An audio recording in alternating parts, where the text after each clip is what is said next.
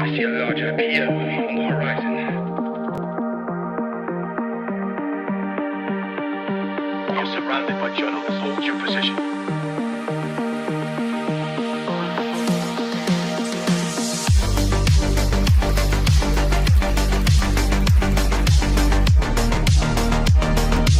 Overnight success. The Blazemaker 3000.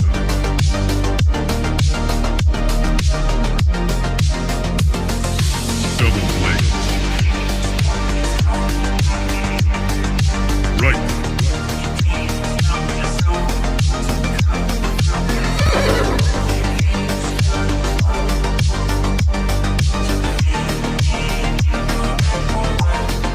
That's misinformation.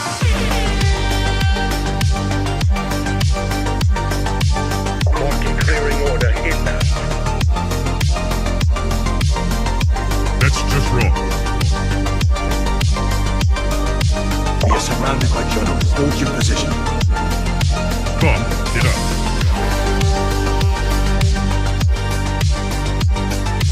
Trust the experts. Vibe coding. We are experts. Founder mode. Vibe coding. I see multiple journalists on the horizon. Stand by. Experts. UAV online. Blaze. Double blaze. Triple blaze. Double kill. Vibe code.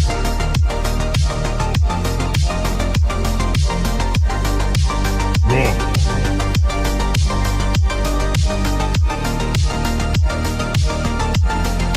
Pump is up.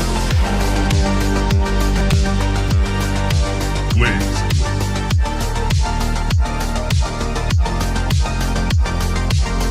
Team deathmatch.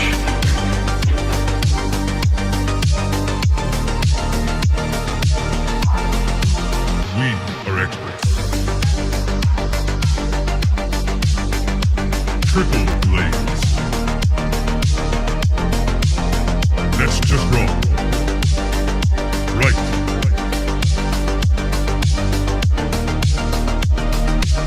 Marking clearing order inbound. Come, get up.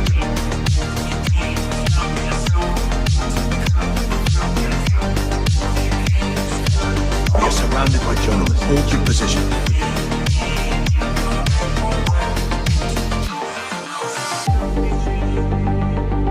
Strike one. Strike two.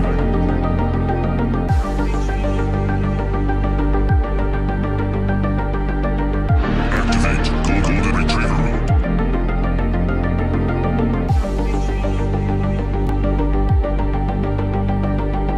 Trust the experts. Marking clearing order inbound. Vibe coded.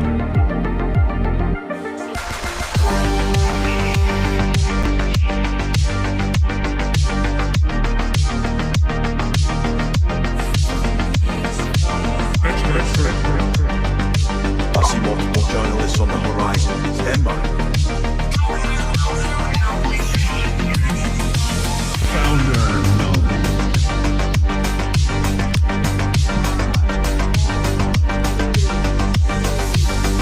You're watching TBPN. Today is Wednesday, January 21st, 2025. 2026. 2026. Throw smoke. It's a new year. We're live from the TBPN Ultradome, the Temple of Technology, the Fortress of Finance, the capital of capital. And now that the smoke is cleared, I can tell you about ramp.com. Time is money, save both. Easy to use corporate cards, bill pay, accounting, and a whole lot more, all in one place. And big news, we have our Karazian from Ramp live in the Ultradome at 2 p.m. today. Here with us. Let's show everyone the linear lineup, because we got a lot of great stuff for you. We got Rich Greenfield coming on at 11:30. Many people are saying Srimax. he has one of the best names of all time. He does. He does. If you like enjoy business, if Yeah. you're a business enthusiast, Yeah. Lots of people Why like not? Greenfield projects. You start fresh. Greenfield. Greenfield projects are where it's at. Jan Srimac, founder and CEO of California Forever, is in the Ultradome at 1. Then we have George from Testudo at 1:40, and Ara closing out 1:50 in person.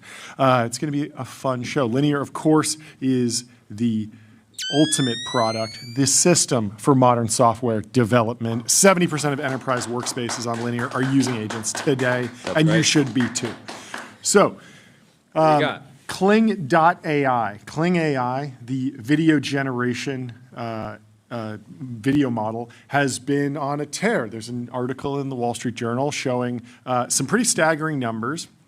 They hit 12 million monthly active users, and they generated more than 20 million in revenue just last year. I wanted to dig in and understand where this came from, the history of Kuaishou, the Chinese company behind it. There's a new farmer filling up the trough for everyone. Really interesting that they're so neck and neck with Higgsfield. Yeah. Like Higgsfield last week comes out, announces they got to 200 million. Yeah. This story drops. Yeah. That Kling seems to be just slightly ahead of them, but really neck and neck and seemingly competing over the same opportunity. Yeah, I mean, on the enterprise model API level, even the prosumer level, I think 30% of their revenue is coming from API and 70% is for prosumer. Okay. So basically, you have someone in a marketing role, or they're just a fun individual creator and they want some AI video products, some generative video. And the silence they go and sign at Davos on Kling. It's crazy. It's insane. It's actually crazy. It's insane. They refuse to ask any hard questions.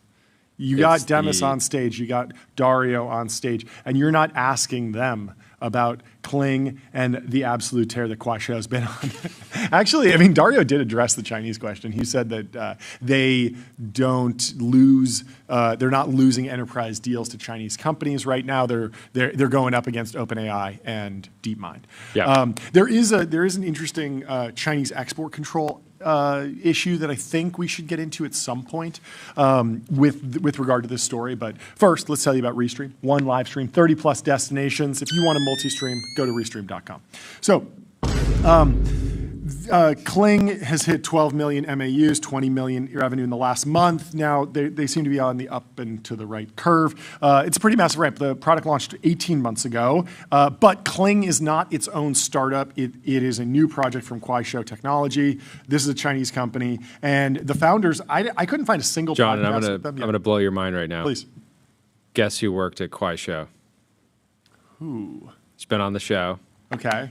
I share a name with him. Wait, Connor Hayes? No. No? Jordan Schneider. Jordan Schneider worked at Kuaishou? Yes. No yes, way. Yes, he just responded to the daily newsletter. Does he want to hop and in? said, "LOL, I worked at Kuaishou." What a comeback! Tell all. Jordan, come get on the show. You're welcome. Come hang out if you want to. I'll send him a note. It'd be great to hear more of the story from him directly.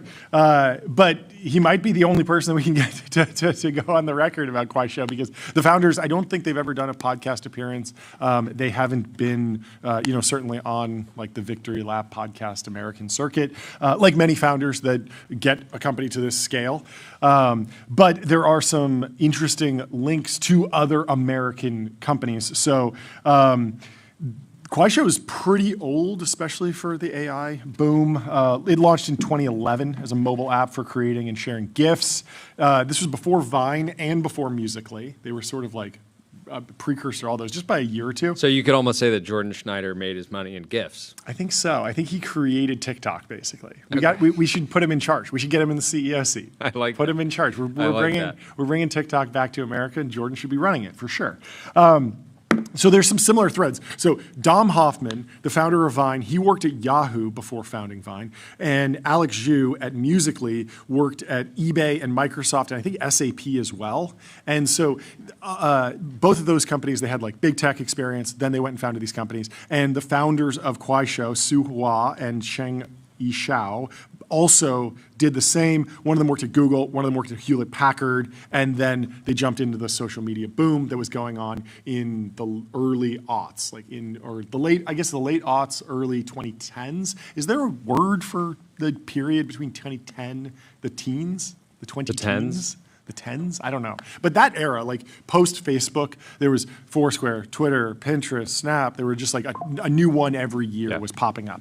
And so they jump in on this, and the mobile internet was expanding really rapidly in China at that time. There was a big boom. There were a bunch of big winners that came out of that era. Kuaishou hit 100 million DAU by 2013. So basically 18 months after they launch, they're a pretty sizable social media app. And they actually pivoted in that 18-month timeline from GIFs to videos. And so once they had the new product dialed, they ramped pretty quickly. Now, there was a little bit of a slowdown between 2013 and 2019 because they didn't hit 200 million DAU until 2019. So they were sort of saturating then. But they were on a fundraising tear the whole time. They raised $350 million from Tencent in 2017. They integrated with WeChat to accelerate distribution. And the company was worth around $18 billion by 2018, just 7 years into the journey. So not bad.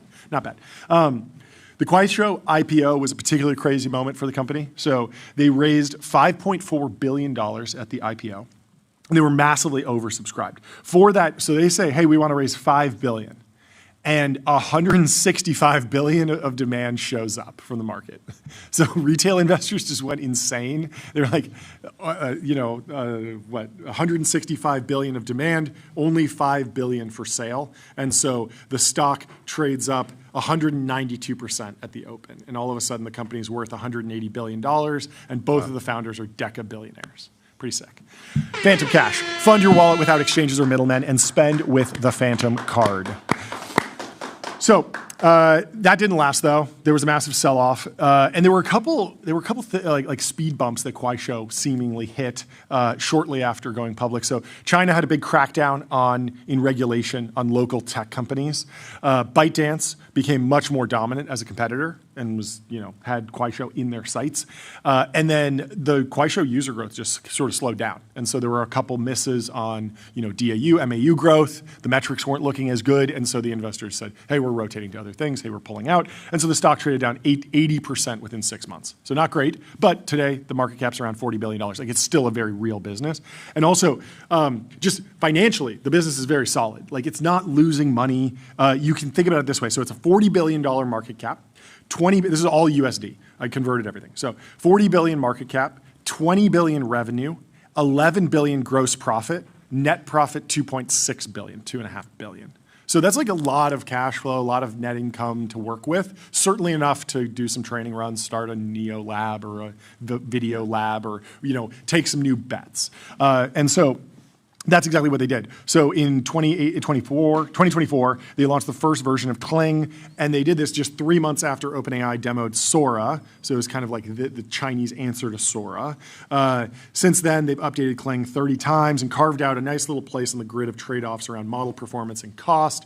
For cinematic footage, people often recommend Veo 3 still, but for Kling, it has some really strong characteristics in motion control and physics simulation. There's a number of places where Kling's been outperforming there, and then there's a number of other sort of niche applications where Kling's really great. And at 10 cents per second, pricing has been very attractive relative to some of the other options in the market. Although there are a bunch of ways to get like free credits, and then if you buy bulk, like none of the pricing's like exactly apples to apples. But they've certainly come out as a frontier quality model at a very affordable price. Yep. And that's led to a bunch of adoption, as we've seen with the 12 million monthly active users.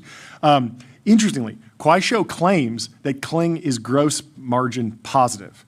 And so now it's unclear, that doesn't include training, and we don't really, it's gross profit, so it doesn't include the 100 or so R&D people on the team.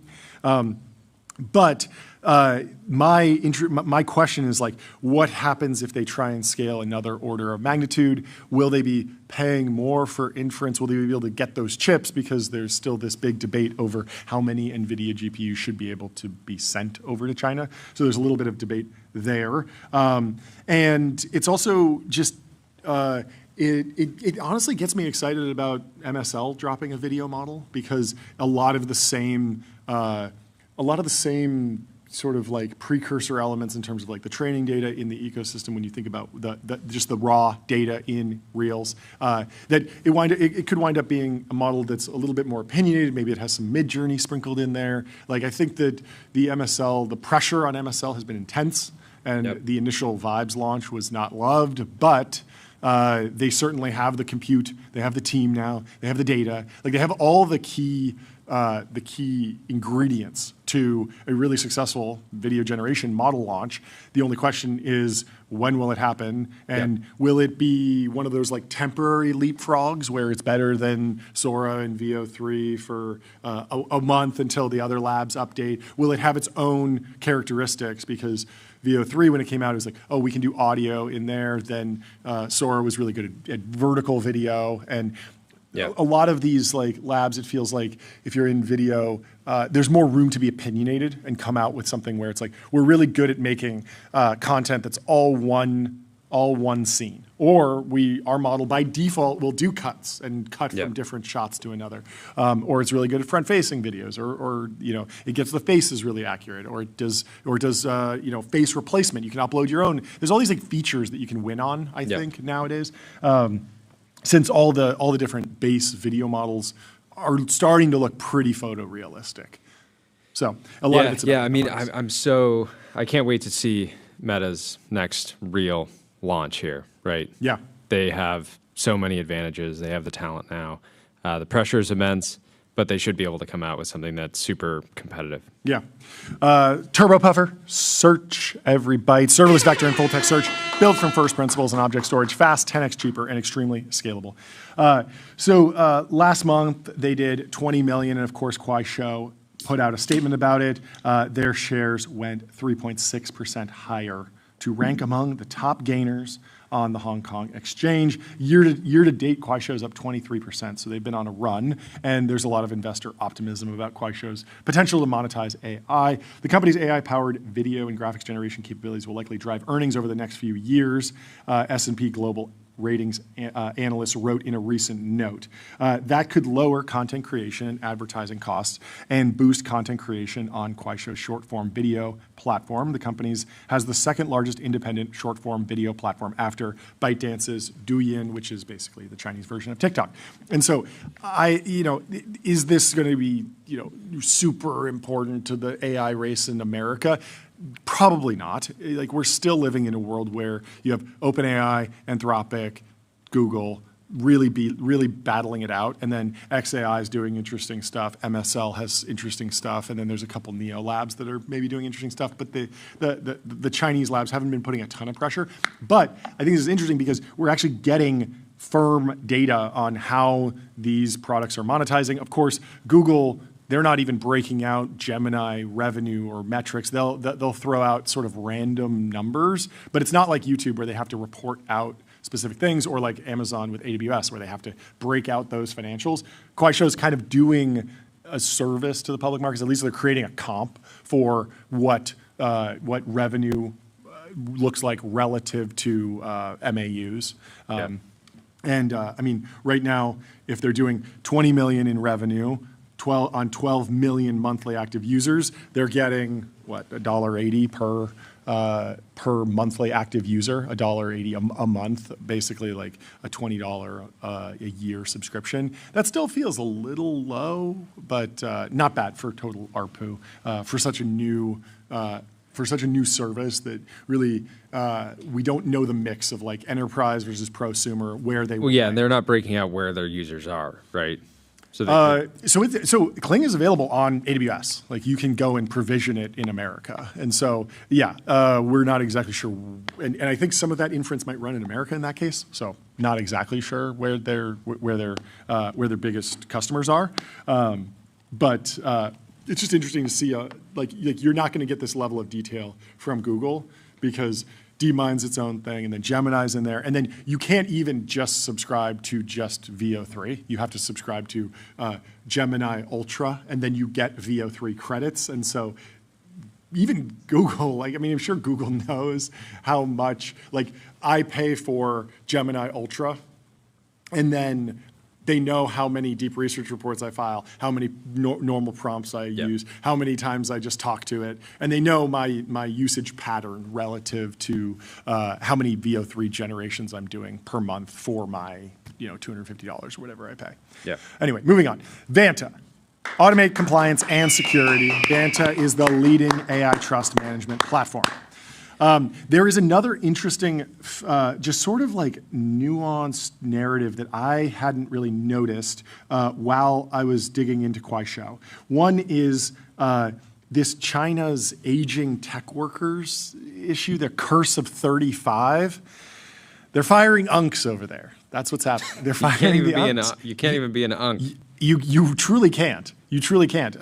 Discrimination against older employees, particularly apparent in sector where executives openly state a preference for youth. And so different approach. We've had back and forth in VC Twitter about, should your team be really young and cracked, or should you get the experts in there? Obviously in America that you cannot discriminate based on age, but that hasn't stopped plenty of people from opining about what the correct mix is, whether or not you should follow those rules. But there's an article in the Financial Times that sort of has some charts here about how big tech groups in China have been downsizing in the past few years. We can go through that. But let's read through a little bit of this China's aging tech workforce. The first hint, Laobai, 34, received that his position at short video app Kuaishou might be at risk was when a 35-year-old colleague was sacked.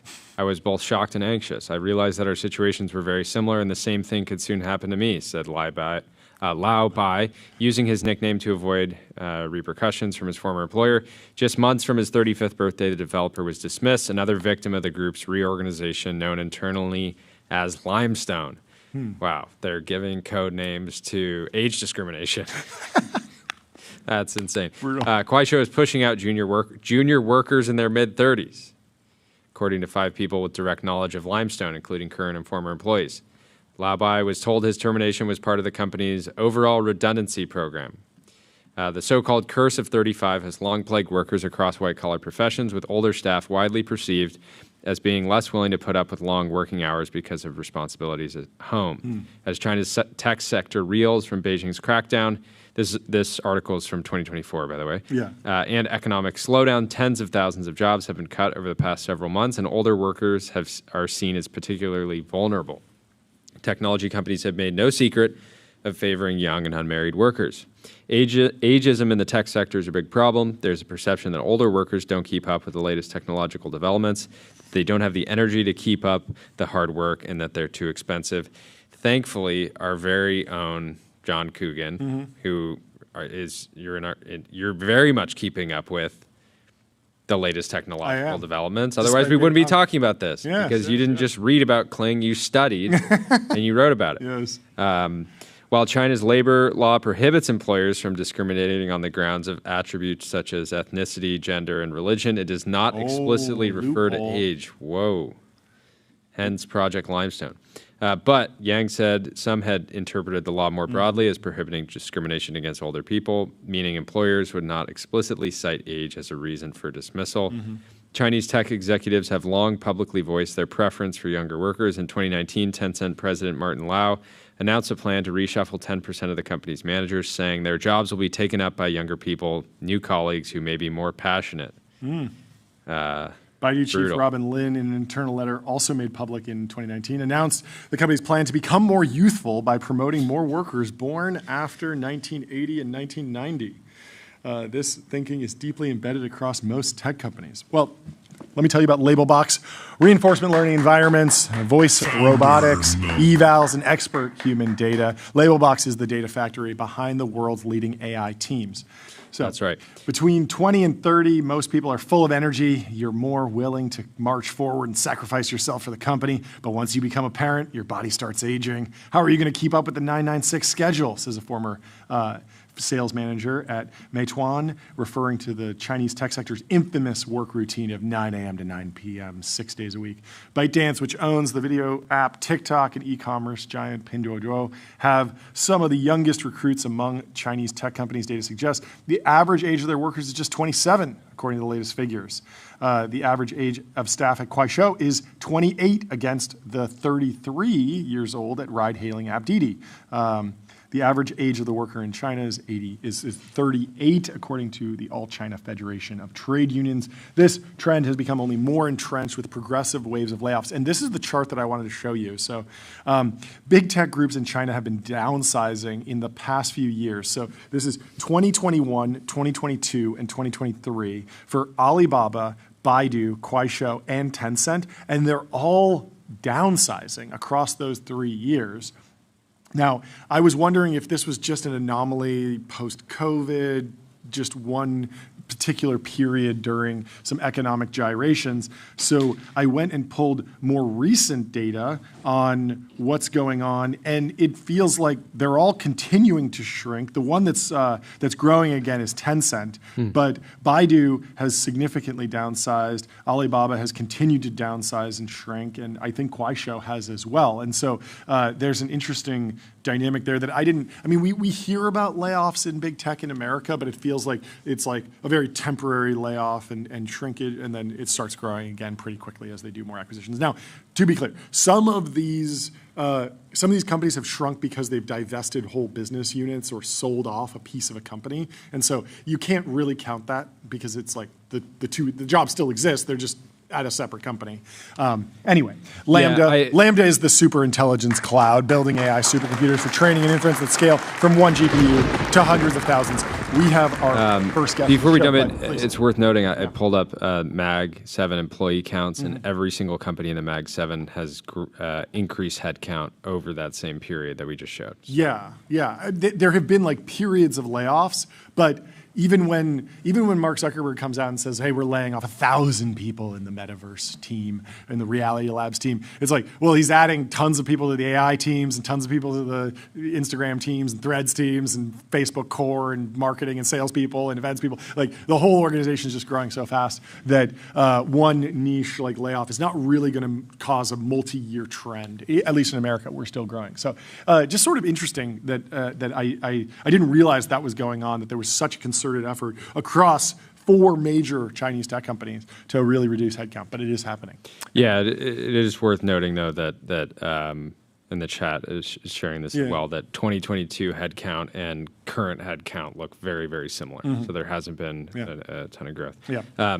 Anyways, without Graphite, code review for the age of AI. Graphite helps teams on GitHub ship higher quality software faster. And without further ado, we'll bring in our first guest of the show, Rich. Welcome to the TBPN Ultra Jump. How are you doing, Rich? Great to have you back. Busy week. Busy week in media world.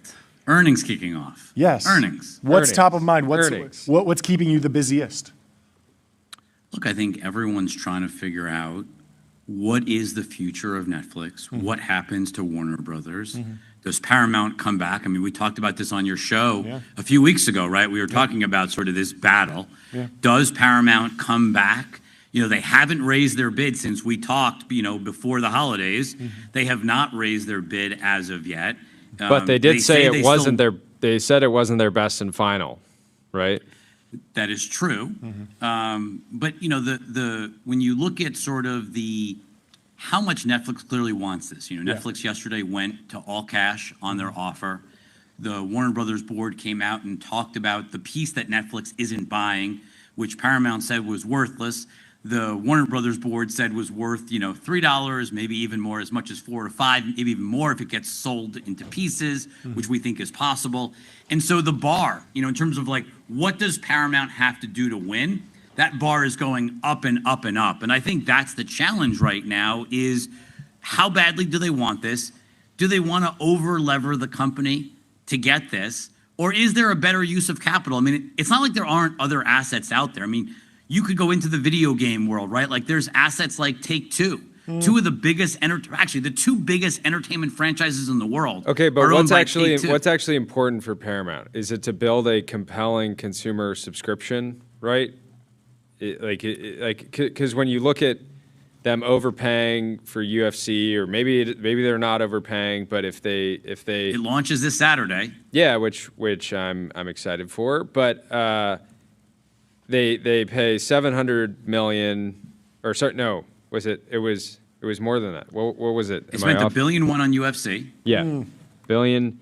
about 2x what ESPN was paying. Yeah, and I guess like my question is, how effed are they if they don't get the Warner Brothers assets? Just and I mean that from like how compelling is their subscription platform without Warner Brothers. those assets?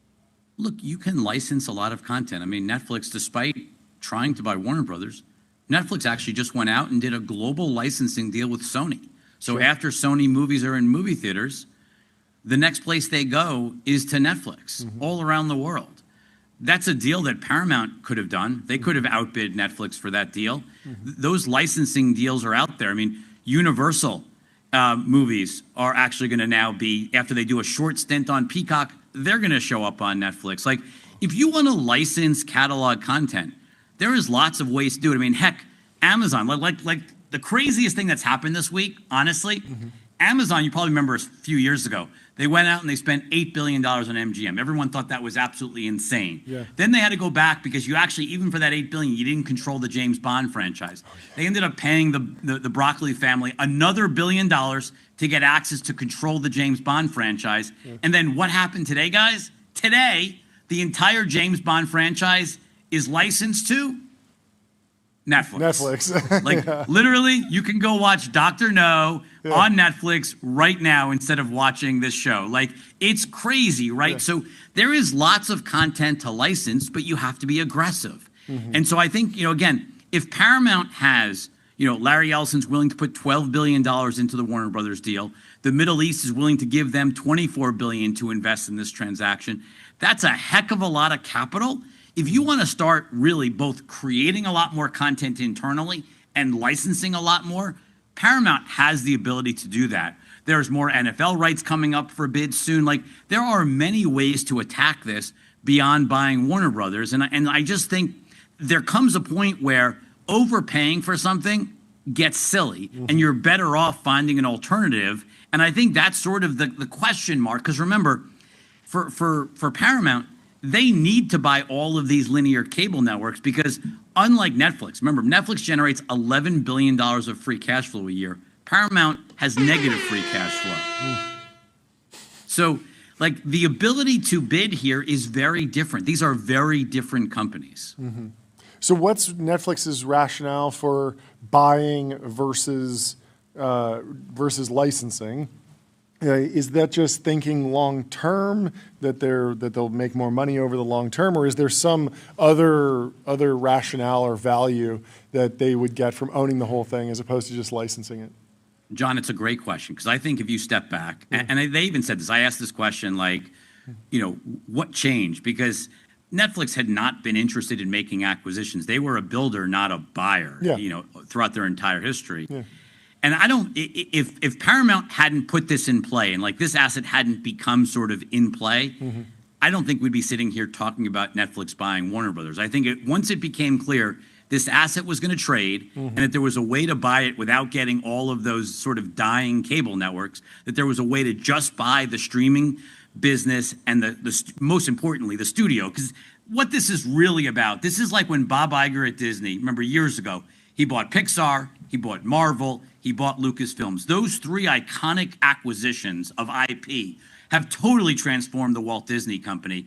I think that's what Netflix sees here is, hey, these IP libraries are going to trade. This is a once-in-a-lifetime opportunity. Someone's going to own them. Let it be us. Like, let's not let this get away from us because we can do so much. Just like Amazon for Bond needs Netflix, The ability to take all of that Warner Brothers catalog and shine a light on it the way Netflix can, I think was just too big of a, talk about a 5-10 year opportunity was too big to pass up. How do you think the studios and the platforms are kind of trying to process how Gen AI will impact the value of IP? Because I look at this and I'm like, if you have IP and the cost to produce new content drops dramatically, which I think is my assumption generally, is that you're going to be able to produce, like when you look at animated content and even like kind of blockbuster films, I expect the cost to produce these things is going to drop dramatically, which means if you actually have a monopoly on the IP, you can create a lot more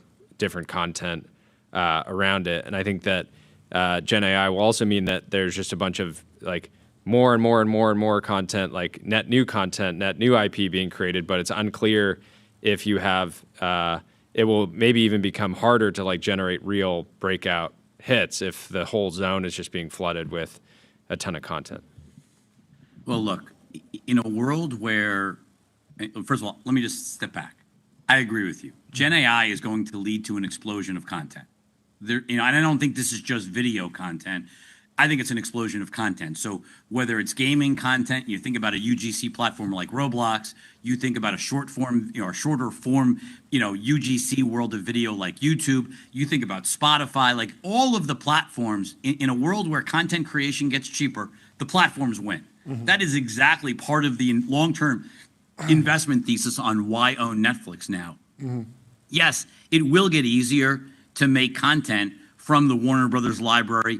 It'll get cheaper for Netflix. I mean, certainly animated content, which takes 3 to 4 years to make. I mean, look, one of our questions for Netflix on their earnings call was like, how big of a miss is it that K-pop Demon Hunters 2 isn't coming out until 2029? Like, that's embarrassing, guys. Like, right? Like, it shouldn't take 4 years to get that sequel out, but that's because of the timeline for animation. That's going to compress dramatically. Is that everything? Because I thought that there was also sort of just it was an unpredictable success. They hadn't negotiated the contract with Sony, and so they kind of got caught flat-footed when it became such a success. And again, it was a success that only would have happened on Netflix, where a movie can go viral, where if that had had some limited run in theaters, it probably would have just been forgotten. It's true, but they struck the deal at the end of 25, and you're not getting a movie till 29. Yeah. That is just the timeline, like Sony Pictures Animation, which is up in Canada. Sure. There's a backlog of films that are before this, and there's just no way to accelerate that at the moment. But I think, I want to go back to Jordy's point. Yeah. Making it cheaper to make content does mean the value of existing content probably comes under pressure. Like, there is no doubt that since you're going to have so much more content created, existing content will have less value. Mm-hmm. I think that's a negative for Netflix. It's a negative for Disney. But the platform side of the equation, which is what Netflix is known for, just like YouTube and Spotify and Roblox, I think all of those platforms become huge beneficiaries because people are going to have so much more content on those platforms than they do today. So I think it ultimately becomes an advantage. Hurts one side of the business, but I think as you look at it holistically, becomes a big long-term advantage because big platforms have the eyeballs. Like, that's where people turn to, right? Like, you come home from work and you turn on Netflix, you turn on YouTube. Like, those are the fundamental winning platforms, and they're battling it out. And I think AI makes that battle, both of those companies, even more powerful. And so the sounds like, if I could summarize the place that you're getting to, is maybe not believing that Paramount and the Ellisons should just lever up to this insane degree when they could potentially take some more, maybe still tens of billions of dollars, but just allocate it across a wider variety of deals. Is that one path that you're seeing? I think they're stretching, right? Mm-hmm. Like, when they tried to buy this thing at 19 and there were no other bidders, it was a brilliant idea. Mm-hmm. Maybe even at 23, it was a brilliant idea. Mm-hmm.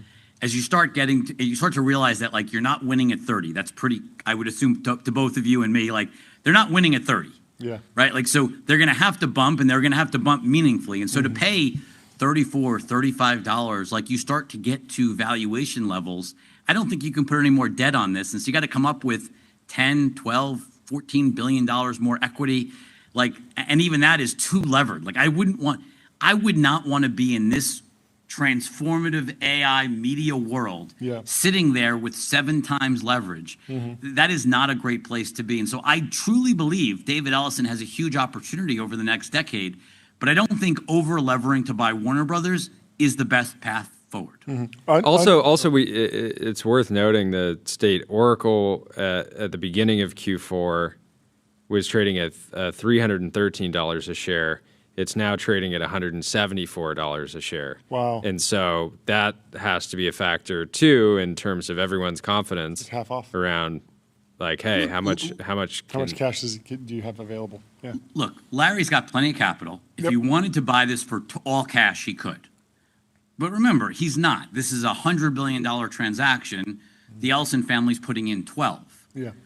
So like there is a limit on how much I think the Ellison family, they put in, $8 billion, they put in 6 of the $8 billion of cash into the Paramount transaction. Redbird put in the other 2. So 6 plus 12, that's an $18 billion commitment between the 2 deals. It's a big number, but on the flip side, given the size of this transaction, I think there is a limit to how much they probably want to invest in this sector. And again, I just think leverage is not your friend. Like I look at sort of how you win over the long term in this media space, especially given how much change, and I think you two do a great job highlighting sort of how technology is changing what's happening.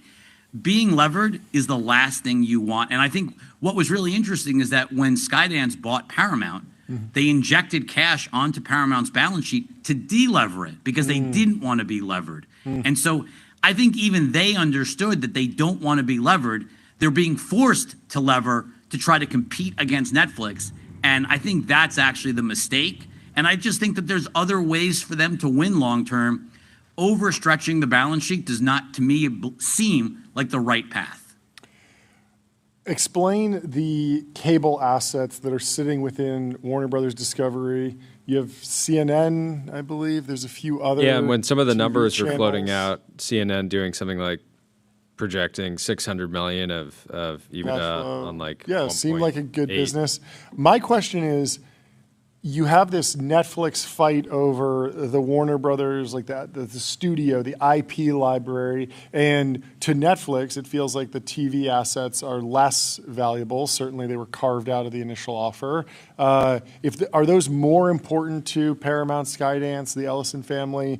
Is there a world where Netflix takes Warner Brothers, the studio, and the cable assets go to Paramount?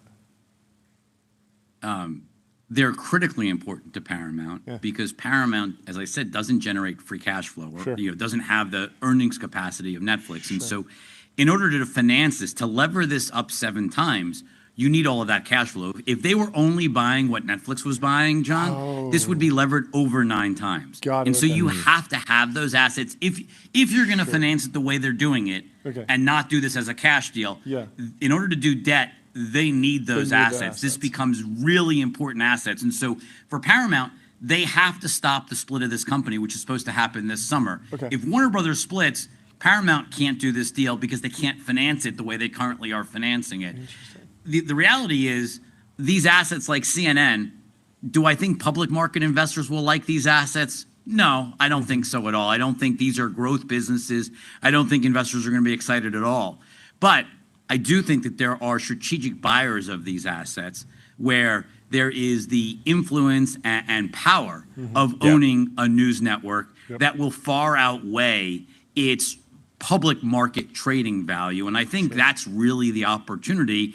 If you put this up for sale, someone's going to come in and buy CNN because it actually has important, strategic value. You think about like a Nexstar, which is trying to build their own, news network, trying to build out, they're in the process of making a major acquisition of Tegna. Like there is certainly an opportunity where I think you'll see multiple buyers come out of the woodwork, maybe even billionaires who want, or, hundreds of billionaires who see this as a way to influence. You could, because remember, you could change the direction of CNN from the perception of liberal. You could move it more center right if you wanted to. And so I think there's a lot of people that would look to buy CNN if it was available. What about, is there any political saving grace for the Ellisons? Is there any chance that the Netflix deal gets blocked? Is that the angle? Like, if they're not increasing their offer, I'm sure they're back channeling, trying to get it killed. That would be my assumption. I'm sure they are, but you guys are it's funny. Doing what we're doing right now is the single greatest reason the deal should be approved. Yeah. Exactly. And I mean that sincerely. Yeah. Like, look at what we're doing. Yeah. We are sitting on the internet, on X, broadcasting live. No cable subscription required, but you are absolutely competing against CNBC. Sure. And like, there is no doubt in my mind that what you're doing is a real comparable, a true competitor to linear television. So trying to tell me that you have to define, streaming TV, subscription TV, let alone free streaming TV like YouTube and X, that we're going to put up artificial barriers and say, this is somehow different than watching CNBC or CNN or Fox News. Like, look, you can make the argument. Will it hold up in court? Yeah. I would love to see how a judge is going to isolate those categories. Yeah. Yeah. You mentioned Take-Two Interactive. It's a $44 billion company. GTA 6 is coming at some point.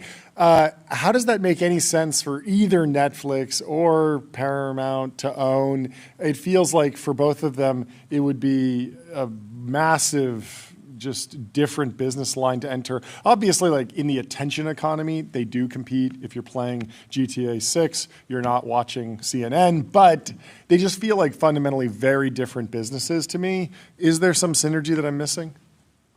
Well, I'd say for Paramount specifically, I mean, Skydance Games is a real focus. I mean, Ellison, I think if there's anyone in the traditional or legacy media world that bridges Northern California and Southern California, it would be David Ellison. He grew up friends, not just obviously his dad is Larry Ellison at Oracle, but he grew up friends with Steve Jobs, right? And like, so if you sort of look at sort of his understanding of technology, you have to believe that he understands the importance and power of gaming. It's why Skydance Games has such big ambitions. And so, I look at sort of the power of that GTA franchise and Red Dead, and like you look at sort of like the future and you go, sure, it'd be great to make more movies and it'd be great to have a bigger studio with Warner Brothers, but there's many ways to win in entertainment. And I think video gaming is a huge category. And while I don't think Take-Two and Strauss is looking to sell anytime soon, look, it would be a much smaller transaction relative to Warner Brothers, and you would get some incredible IP, and you would shift away.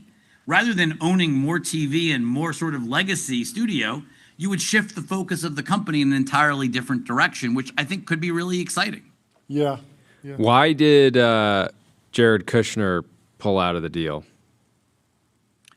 You would have to ask Jared Kushner. I have absolutely no idea, but I mean, I'm suspecting that just politically it didn't look great. I mean, it might have been one thing when this was a friendly, straightforward acquisition, but when you were getting into a competitive bidding situation and it was sort of being looked at as sort of, hey, this is this is someone tied to the president that's influencing it. It might have just been, this did not look like he thought it was going to look. But again, I honestly don't know. I've never met him. Yeah, that makes sense.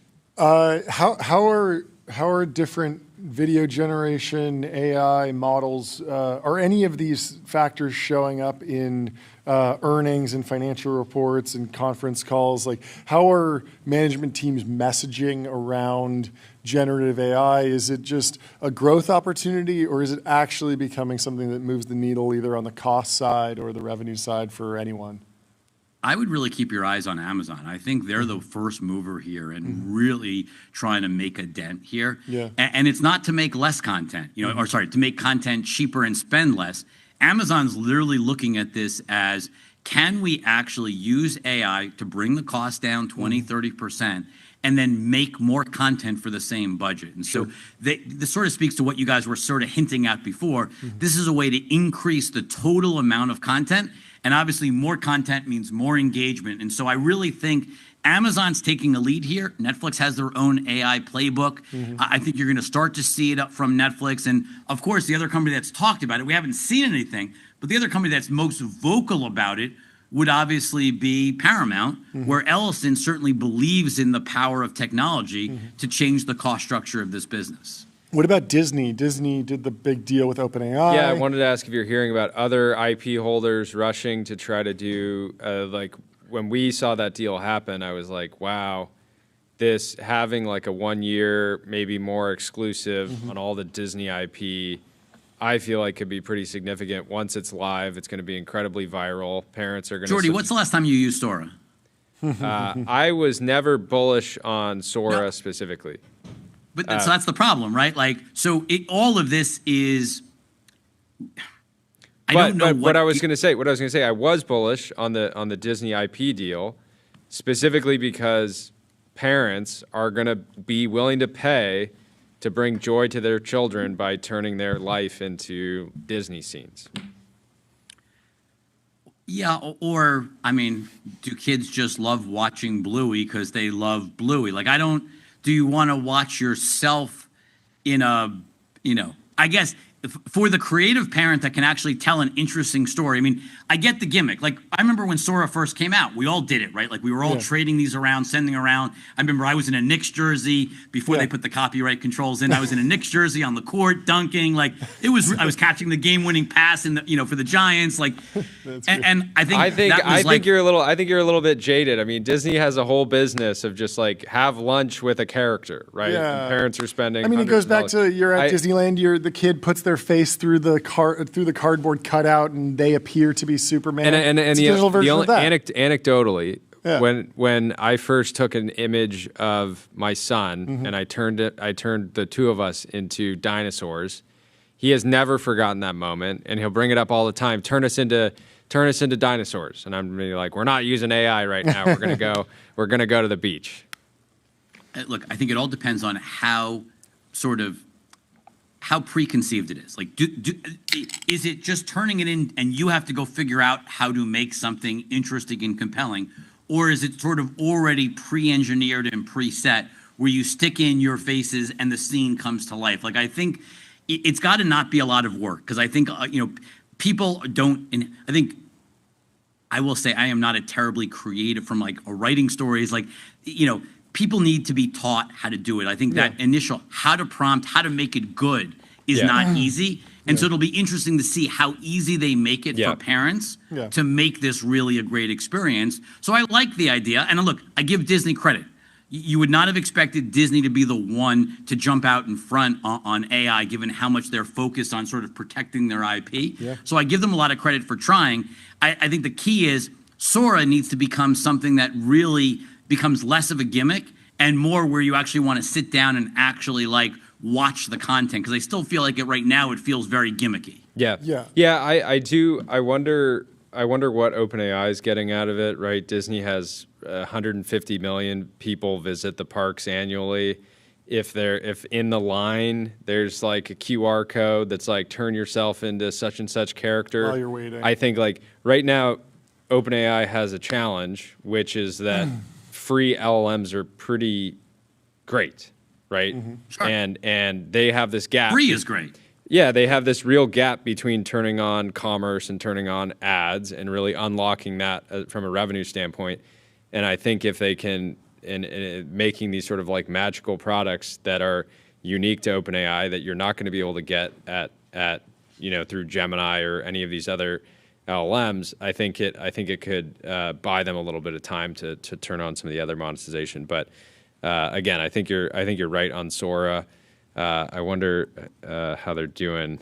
See if they're still in the App Store top 25. They've been in the top 100. I think they're around 60-ish or something. And I agree with you. I haven't used the Sora app very often, but I am seeing clearly content that has been generated with Sora distributed on Instagram.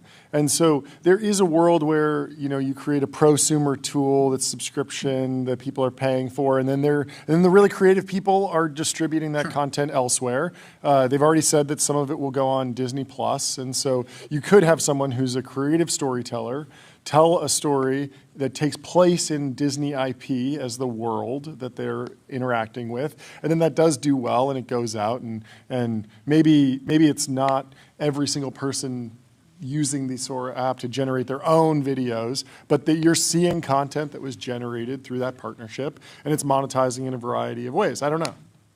This all gets back to what we said before. Yeah. There's going to be a heck of a lot more There's going to be more content content, for sure. over the next 5 Yes, years. yes. There's going to be an exponential explosion Yes. of content. Yes. And it's funny you mentioned Instagram. Another example, platforms. Yeah. Platforms win. Totally. That is the key. Yep. If you own and control a platform and the cost of creation comes down, Yeah. you're going to be a long-term winner. And so that's why Spotify, why Netflix, why YouTube, why Roblox. Like, that's how we're positioned, is picking platforms are going to be the big winners over the next 5 And years. so maybe that means that Paramount plus Warner Brothers and HBO is more of a platform than separate, and there is actually a creative value to putting those together and overpaying. And so maybe there is some rhyme to the reason behind David Ellison's aggression here. Building a platform, a daily use Yeah. platform, is really, really hard. Yeah, I'm but not if you saying got it's impossible, If you but got it the is really hard. Sopranos and Looney Tunes and Superman and Batman, and you're on there as a kid and you grow up, and it's one of the key apps that you open next to Netflix, next to Disney Plus. The funny thing is in what you're saying is it's all the reasons why Disney should be bidding on Warner Brothers Studio as well. Right? Like, they need more content. I feel like that one just aesthetically actually does trigger FTC, just because Superman and Spider-Man can never cross paths. Batman and Iron Man, it's too similar. They're billionaires. They're tech guys. It doesn't work. They got to be separate universes. I'm just saying they should want a lot more content. They should. under Oh, the exact 100%. scenario No, that I you agree just with you. described. If they could get it done. And they could make the same argument that Disney plus Warner Brothers is no more powerful than YouTube and Spotify and Instagram and all the other platforms that are soaking up people's time, including What are PlayStation. you paying attention to this earnings cycle? Mm-hmm. I mean, like, I think this is obviously the 26 outlook for a lot of these companies. And I think, you're going to hear sort of like, in a world where so much is changing so fast. I mean, we came out with our, we do a quarterly earnings scorecard where we sort of highlight phrases that are used. And it'll be interesting to see, while AI dipped in terms of mentions last quarter, do we see even more companies talking about AI as we move through the year? I think that's going to be really interesting to watch. And is it in a positive or negative light? And like, who's being disrupted by or helped by, I think is going to be really interesting to watch. And then, of course, just going back to where we started, whether it's Netflix or Paramount, someone's going to win Warner Brothers. Well, then the question is, what does everyone else do? Because everybody else looks really small. And so sort of seeing, the reverberations of what happens because of all of this is going to be really important to listen as you move through earnings. What do you think about some of the private movie studios? Do you think any of those will get picked up? A24 did around at $3.5 billion. Thrive Capital, mid 2024. Certainly building a lot of IP. They found an interesting mix of content. I really like a lot of their films. Do you think anyone will try and acquire some smaller studios? Look, the biggest problem is smaller studios don't move the needle, which is why I think, something like Lionsgate hasn't been bought, but why Warner Brothers, you're seeing this massive interest. I don't know about the smaller studios. I certainly think, like, as you look at something, you look at Sony Pictures or Sony, Sony, Pictures and TV. There are assets out there that, look like they are ripe for, M&A, whether it's sale or some form of combinations. It does feel like you're going to see more combinations in the year ahead. Yeah, but again, you can also just license their content, which is what Netflix and many of the other streamers have done. Well, thank you so much for taking the time to come chat with us. Always a good time to hang out. Great to hang. Have a great rest of your week. We'll talk Great to you see you, soon, Rich. Talk soon. Goodbye. Plaid. Plaid powers the apps you use to spend, save, borrow, and invest, securely connecting bank accounts to move money, fight that fraud, illustrator. and improve lending now with AI. Back to back the timeline. The messy drama that dealt a blow to one of AI's hottest startups. This is an exclusive in the Wall Street Journal. After a relationship with a colleague, a Thinking Machines co-founder had his role changed. Months later, he was fired after a contentious meeting. Megan Bobrowski has the story in the Wall Street Journal alongside Keech Hagee. Mira Murati's meeting with her co-founders going off the rails. Murati, the chief executive of AI startup Thinking Machines Lab, had shown up for work on Monday last week, expecting to have a one-on-one with Barrett Zof, her chief technology officer, according to people familiar with the matter. Last summer, she had learned that Zof was in a relationship with a colleague. In the months since, she had expressed repeated concerns about his lack of productivity, according to the people. She was invited instead to an impromptu meeting with Zof, another co-founder, and a third employee. The three told her they disagreed with the direction of the company and that they were considering leaving. They asked Zof to be given charge of all technical decision-making, according to the people. Murati responded that Zof was already CTO and asked why he hadn't been doing his job for months. So they're clearly beefing. It's a very funny it's a funny request. Like, what was he doing as CTO if he didn't have full control? But I mean, obviously CEO can override all sorts of stuff, and there's other people around the table, and titles only mean so much. There's soft power all over the place. Sure. So two days later, Zof was fired. Within hours, all three had signed offers to rejoin OpenAI, the AI lab that they had ditched a year ago to join Murati's fledgling startup. The departures are a sign of how the heated AI race that is consuming hundreds of billions of dollars and transforming the economy is as much a battle for talent as technology.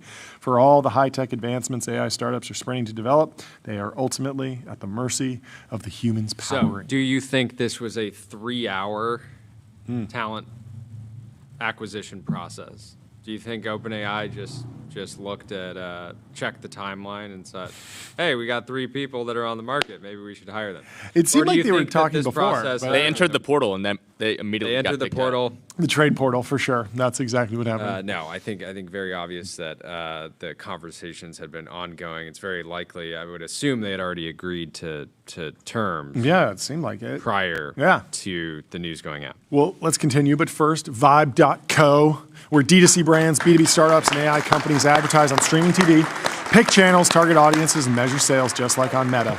So, Zof's firing and decision to rejoin OpenAI with colleagues also marks a pendulum swing for a company that Murati, the startup that that startup's former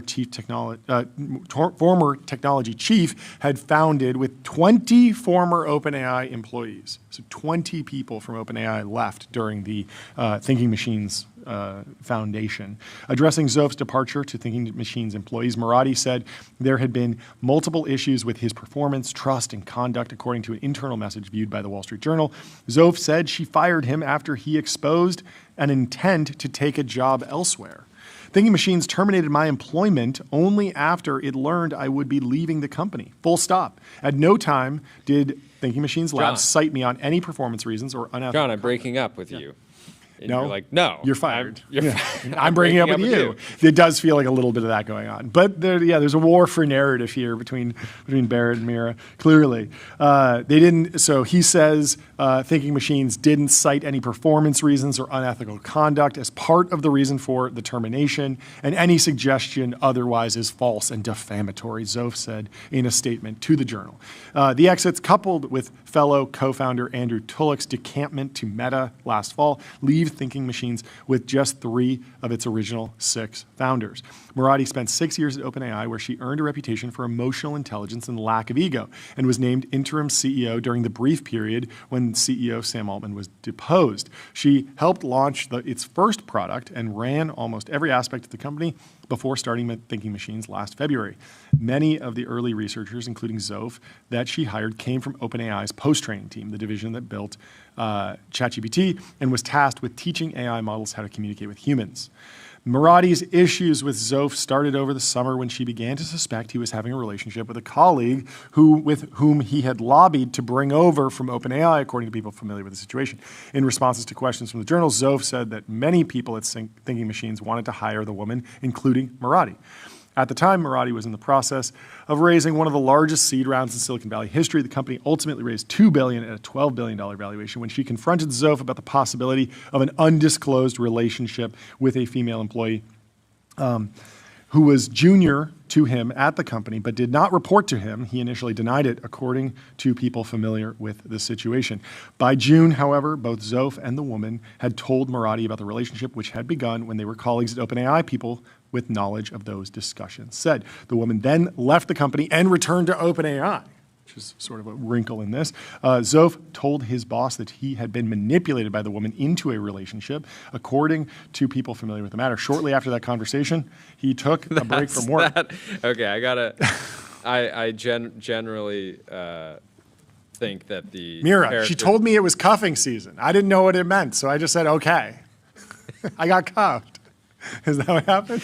Yeah, I mean, I think just saying, like, I was manipulated into becoming the significant other. You know, you got to take a little responsibility. You know, everyone is assuming that this is a romantic relationship. They never reported that this is a romantic relationship. They just said that he had a relationship with someone else, and it was undisclosed. And I think that more companies need to be clear about the rules around disclosures of relationships. Like, if you and Tyler start an esports team, for example, like, you would have a relationship. You would be teammates on playing Call of Duty. And if you didn't disclose that to me, I would feel left out. I'd be like, why am I not on the team?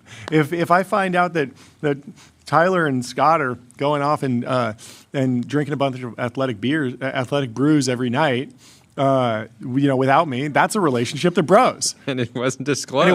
And you might be very angry. I might be angry that they didn't disclose. So I think relationship disclosures need to go beyond romantic relationship disclosures. If you're just broing down with people, that needs to be disclosed. That actually is kind of a real thing. Sometimes like, catching up Monday after the weekend, somebody's like, "Oh yeah, I was hanging with so and so on Saturday." And I'm like, wait, where was my invite? You guys hang out on Saturday? What? You didn't disclose that you guys relationship? Went to Korean barbecue? Yeah. So you have a relationship where you invite. go to Korean barbecue together. Okay. And you just didn't think to tell the rest of the company that. KBBQ. Yeah. What's your thoughts? I was going to say, I think there's, I like to imagine there's some kind of like Shakespearean tragedy here, right? Where it's like the Montagues and the Capulets, that's OpenAI and Thing Machine. Oh, yes. And it's these forbidden lovers. Right? Yes. They can't be together. But now they are. They're united because everyone is an OpenAI. Even though, I mean, if you go to the Journal and you say, I've been manipulated by that woman, who's now my colleague, because they both work at OpenAI now, right? So that's odd. Wait, do we know that the went so back to the woman left the company, Thinking Machines, and returned to OpenAI. So Barrett and the woman in this relationship, which might be romantic, they might just be playing board games together or playing COD professionally together, who knows? But they were both at OpenAI. They both went to Thinking Machines, and then they both went back to OpenAI. And so they're all in the Montague camp now, or the Capulet camp. I don't know who's who. I haven't studied enough to assign roles. Have you read Shakespeare recently? Well, at the end, like they both die. Yeah, is that they both die and they get steamrolled by a Neolab? Is that what happens in Romeo and Juliet? I don't know. Okay, one thing is like rewinding to November 13th. Yes, Bloomberg reported Thinking Machines in funding talks at $50 billion valuation. Ooh, yeah. So that's a big step up from 12. Yeah, the big question now is did any of this financing talks actually convert into real investment? And if not, I think that is very little chance that a round gets done in that territory anymore. Yeah, right? Yeah. It is like certainly not the best thing to have hit in the Journal if you're out on the fundraising track. At the same time, these mega rounds, it just feels like they take a long time. We've been hearing about the Anthropic round for a really long time. And we've also been hearing that the Anthropic round, even though it's been going on for, 6 months or something, like it's going really well and everyone's excited. And there was a whole bunch of FUD around the XAI round. Is it going to happen? Have they hit benchmarks? Is there too much fear around all the different hallucinations and whatnot? Are they seeing real traction? The round got done. And so this is not like, it's not over because these rounds can just take a long time. So it's not like, oh, you need to have the round closed in 3 months. Yeah, but if I you're mean, raising at but, this, but yeah, this level. so It just takes time. Mirror's out there fundraising. Yeah, but this is It's like, obviously yeah, three we're co-founders. figuring a lot of stuff out. Yeah. You know, we have a lot of momentum. We're Yeah. really excited about what we're doing. And then you have articles in the journal Yeah. that are saying your own co-founders disagree with the direction of the company. Yeah. I think most investors are going to be like, hey, we should probably chat before we give you another Yeah. $5 billion. But Mirror is going to say they only disagree because I fired them for having relationships. Yeah. Like, like He you know, said, she said. we're solid. Yeah, it is a he should. And it has Silicon Valley talking. Over the next several months, executives at Thinking Machines witnessed a drop-off in Zoph's performance after he was cycled back to a new technical contributor role with reduced executive and managerial responsibilities, and they were tracking his performance. They said his usage of Slack, the main arena where the company did its work, declined precipitously in the following months. He was locked in. I don't know. I don't see a problem with if you go from a manager to an individual contributor, you don't need to be slacking as much. You need to be locked in. You need to be grinding, writing prompts. In his responses, Zoph said he worked as an individual contributor for 2 months and also worked on projects that included recruiting and retention of talent, roadmap planning, and the release of the company's model training product, Tinker. He said he was also out of the office for parts of November and December due to illness and a death in the family. Very tragic. That's very sad. In addition to the holidays. So he's like, I'm not on Slack. I was with my family on Christmas.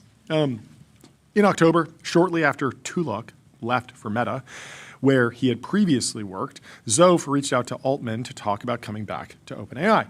By the time of their meeting with Marathi last week, Zoph, co-founder Luke Metz, and third employee Sam Schoenholtz had been unhappy with the direction of the company for months and had been holding talks with both OpenAI and Meta in recent weeks about joining either company as a trio, according to people familiar with the matter. Interesting that Meta, amid the crazy buying spree that they've been on in the talent wars, did not jump in with something, so much higher. They already have Andrew Tulloch. They've already got one Thinking Machines co-founder. They're basically acquiring the whole team piece by piece. They're going to wind up paying more than the $12 billion price. Yeah, and I don't know. I mean, it wasn't that long ago that people were speculating. Okay, what is Thinking Machines worth in an acqui-hire scenario? Yeah. And based just on that type of analysis, it's worth a lot less today than it was less talent a few months ago. I wonder what they mean when they say unhappy with the direction of the company. Like, what do they want? Like, are they excited about the ads product at ChatGPT? Are they excited about Sora? Are they excited about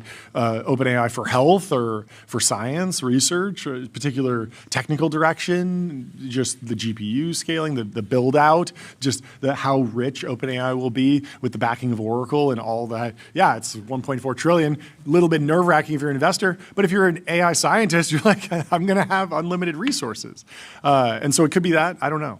I think the big question is obviously what's Albania's move? Stand by Mira, ride with Mira, potentially lead this round at 50, right? Great. Albania, the government of Albania Is an invested around investor? $11 million. No way. Into Thinking Machines. No way. They could decide to take a bigger swing though. The GDP of Albania is somewhere around 30 billion USD. 30 billion. Anyways, they might, take a Trump Intel kind of dynamic and say, we need a national AI champion and potentially nationalize Thinking Machines. They could have like a joint venture you between can nationalize a company that's based in America if you're not an American joint government. venture between A16Z and Albania. Yeah.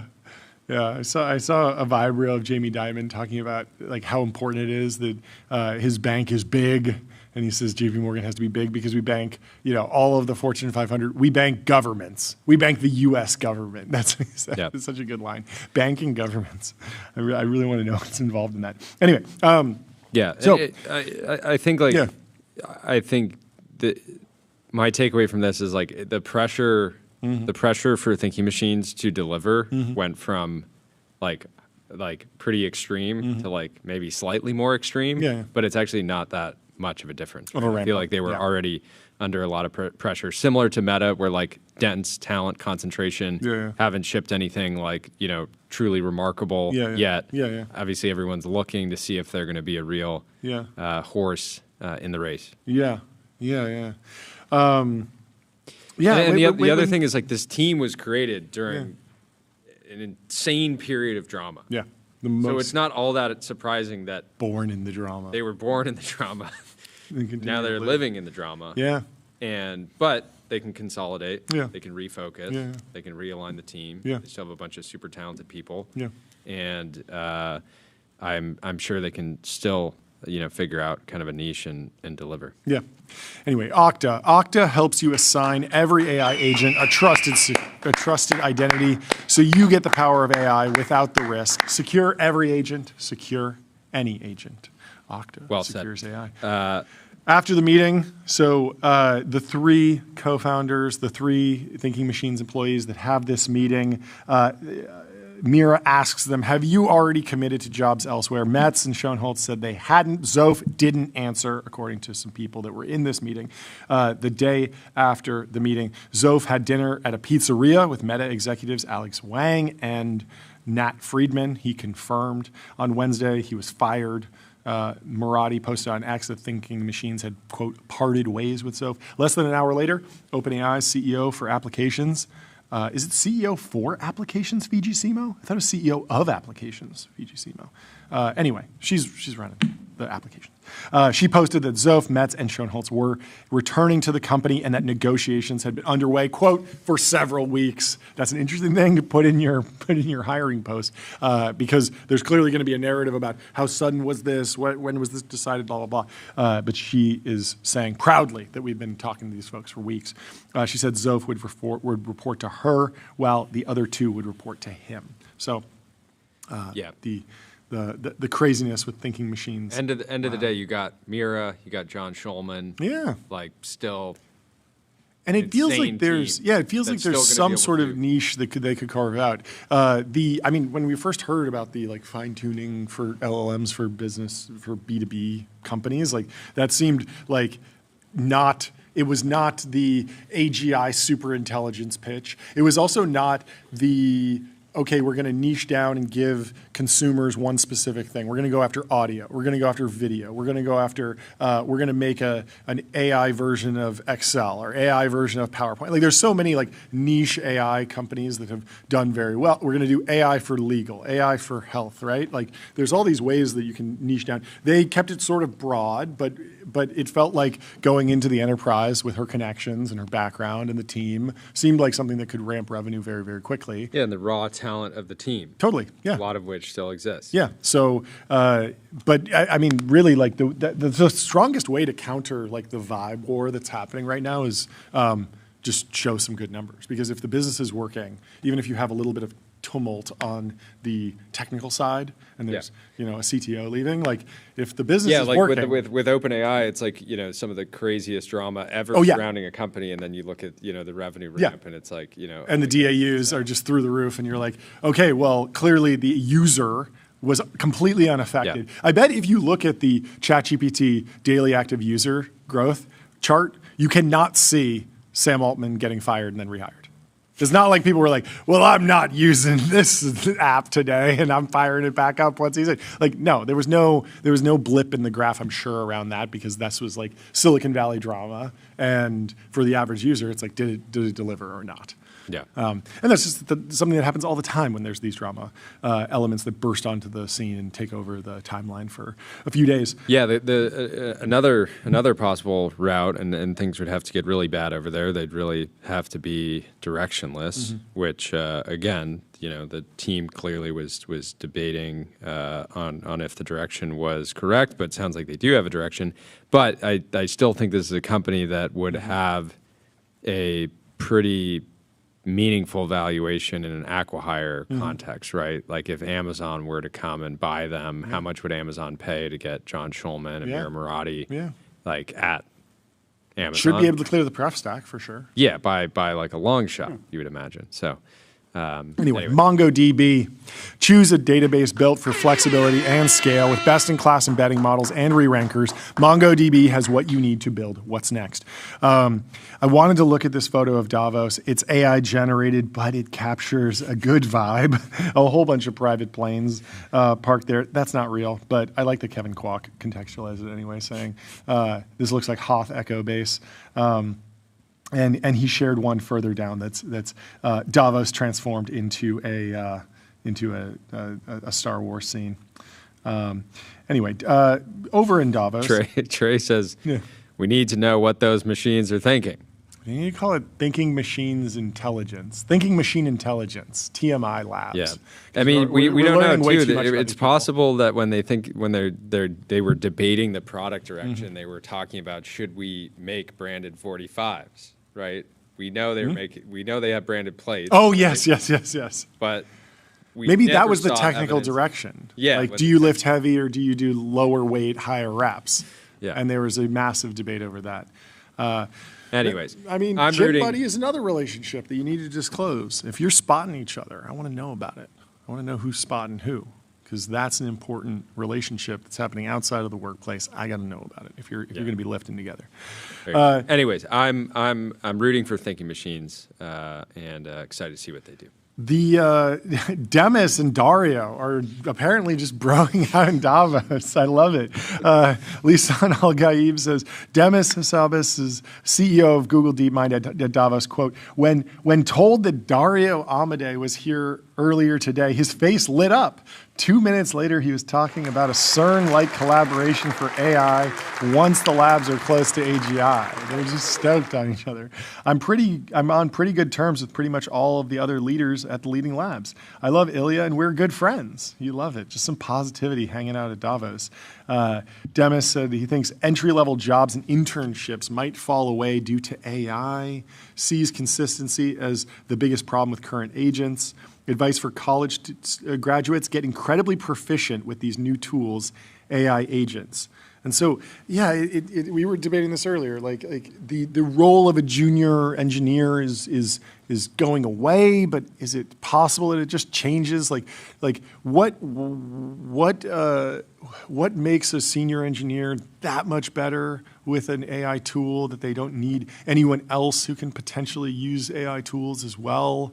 How much of this is something where I mean, to go back to like the Chinese young hiring boom, there's an element where I'm sure there's companies where you have older software engineers who are more resistant to adopt AI technology, and you'd actually be better off with a young junior Here's a person. tough question for you, Tyler. What are you fantastic at that AI is bad at? Walking around, being physically embodied. Embodied. Yeah. That's the last So thing. maybe that's like for China, it's like maybe Silicon Valley has kind of found like pederasty from first principles. Mm-hmm. Maybe, it's just a similar thing over there, right? Sure. There's actually a lot of value. Mm-hmm. I think, so generally, I've always gone between like, is our jobs actually going to go away from us? Or are they just going to get like more fake? Yeah. Like Jordy and I were talking about this earlier, where it's like, are there just going to be no junior jobs in like 5 years? Or are they just going to be like, you're just kind of, it's like, you're in the office because like, it's like people like having other people in the office and stuff like this. So I don't really know where I sit, but I think I'm probably more in the camp of like, you just don't need to hire new people. Yeah. Well, Ken Griffin. What did Ken Griffin say? Ken he took Griffin the other side has of been this, right? on a tear. Okay, let me tell you about Console. Console builds AI agents that automate 70% of IT, HR, and finance support, giving employees instant resolution for access requests and password resets. Let's play. So the post Griffin's- here, one up for the team. Citadel CEO says AI has re-empowered technology departments in every business, but claims that 50% of entry-level white-collar jobs will disappear due to AI in 5 years is hype. He's throwing some cold water on Dario's talk track, but let's play the video. Let's play the video. Are we getting audio? Where's King Griffin on this one? Is this the right one? The from Disclose TV, Citadel's CEO says AI has re-empowered technology. Is that the one, Jordy? Yeah. Let's play it. And we are, I guess, in the market for an AI agent that can play videos on our. Let me tell you about Figma. Figma Make isn't your average vibe coding tool. It lives in Figma, so outputs look good, feel real, and stay connected to how teams build. Create code back prototypes fast. The 2020s were an extraordinary period. First of all, it's a pleasure to be on the gloom and doom panel. Yeah. We're not good. You know, 1920s were an extraordinary period. As I said at the beginning, it's not preordained that it has I to just head love badly. the end note of the 1920s, which was, of course, the Great Depression, Andrew. So let's take a step back and talk about where we are right here, right now. The area of recklessness is the spending of governments around the world, who are all, with little exception, all spending well beyond their means. That's the recklessness of this moment in history. This is not a parallel to the 1920s in terms of the recklessness of the private capital markets. It's a story of the recklessness of government spending. Within the private sector, there's a huge question as to where AI will take us. And I was carefully taking notes and listening to what Larry has to say, or to what Madame Lagarde has to say, because this is one of the big issues of our moment. Will AI create the productivity acceleration that is honestly this hoped for in Washington and in the halls of government around the world as a way to overcome the profligate spending that we're currently engaged in? Like, the world needs a savior.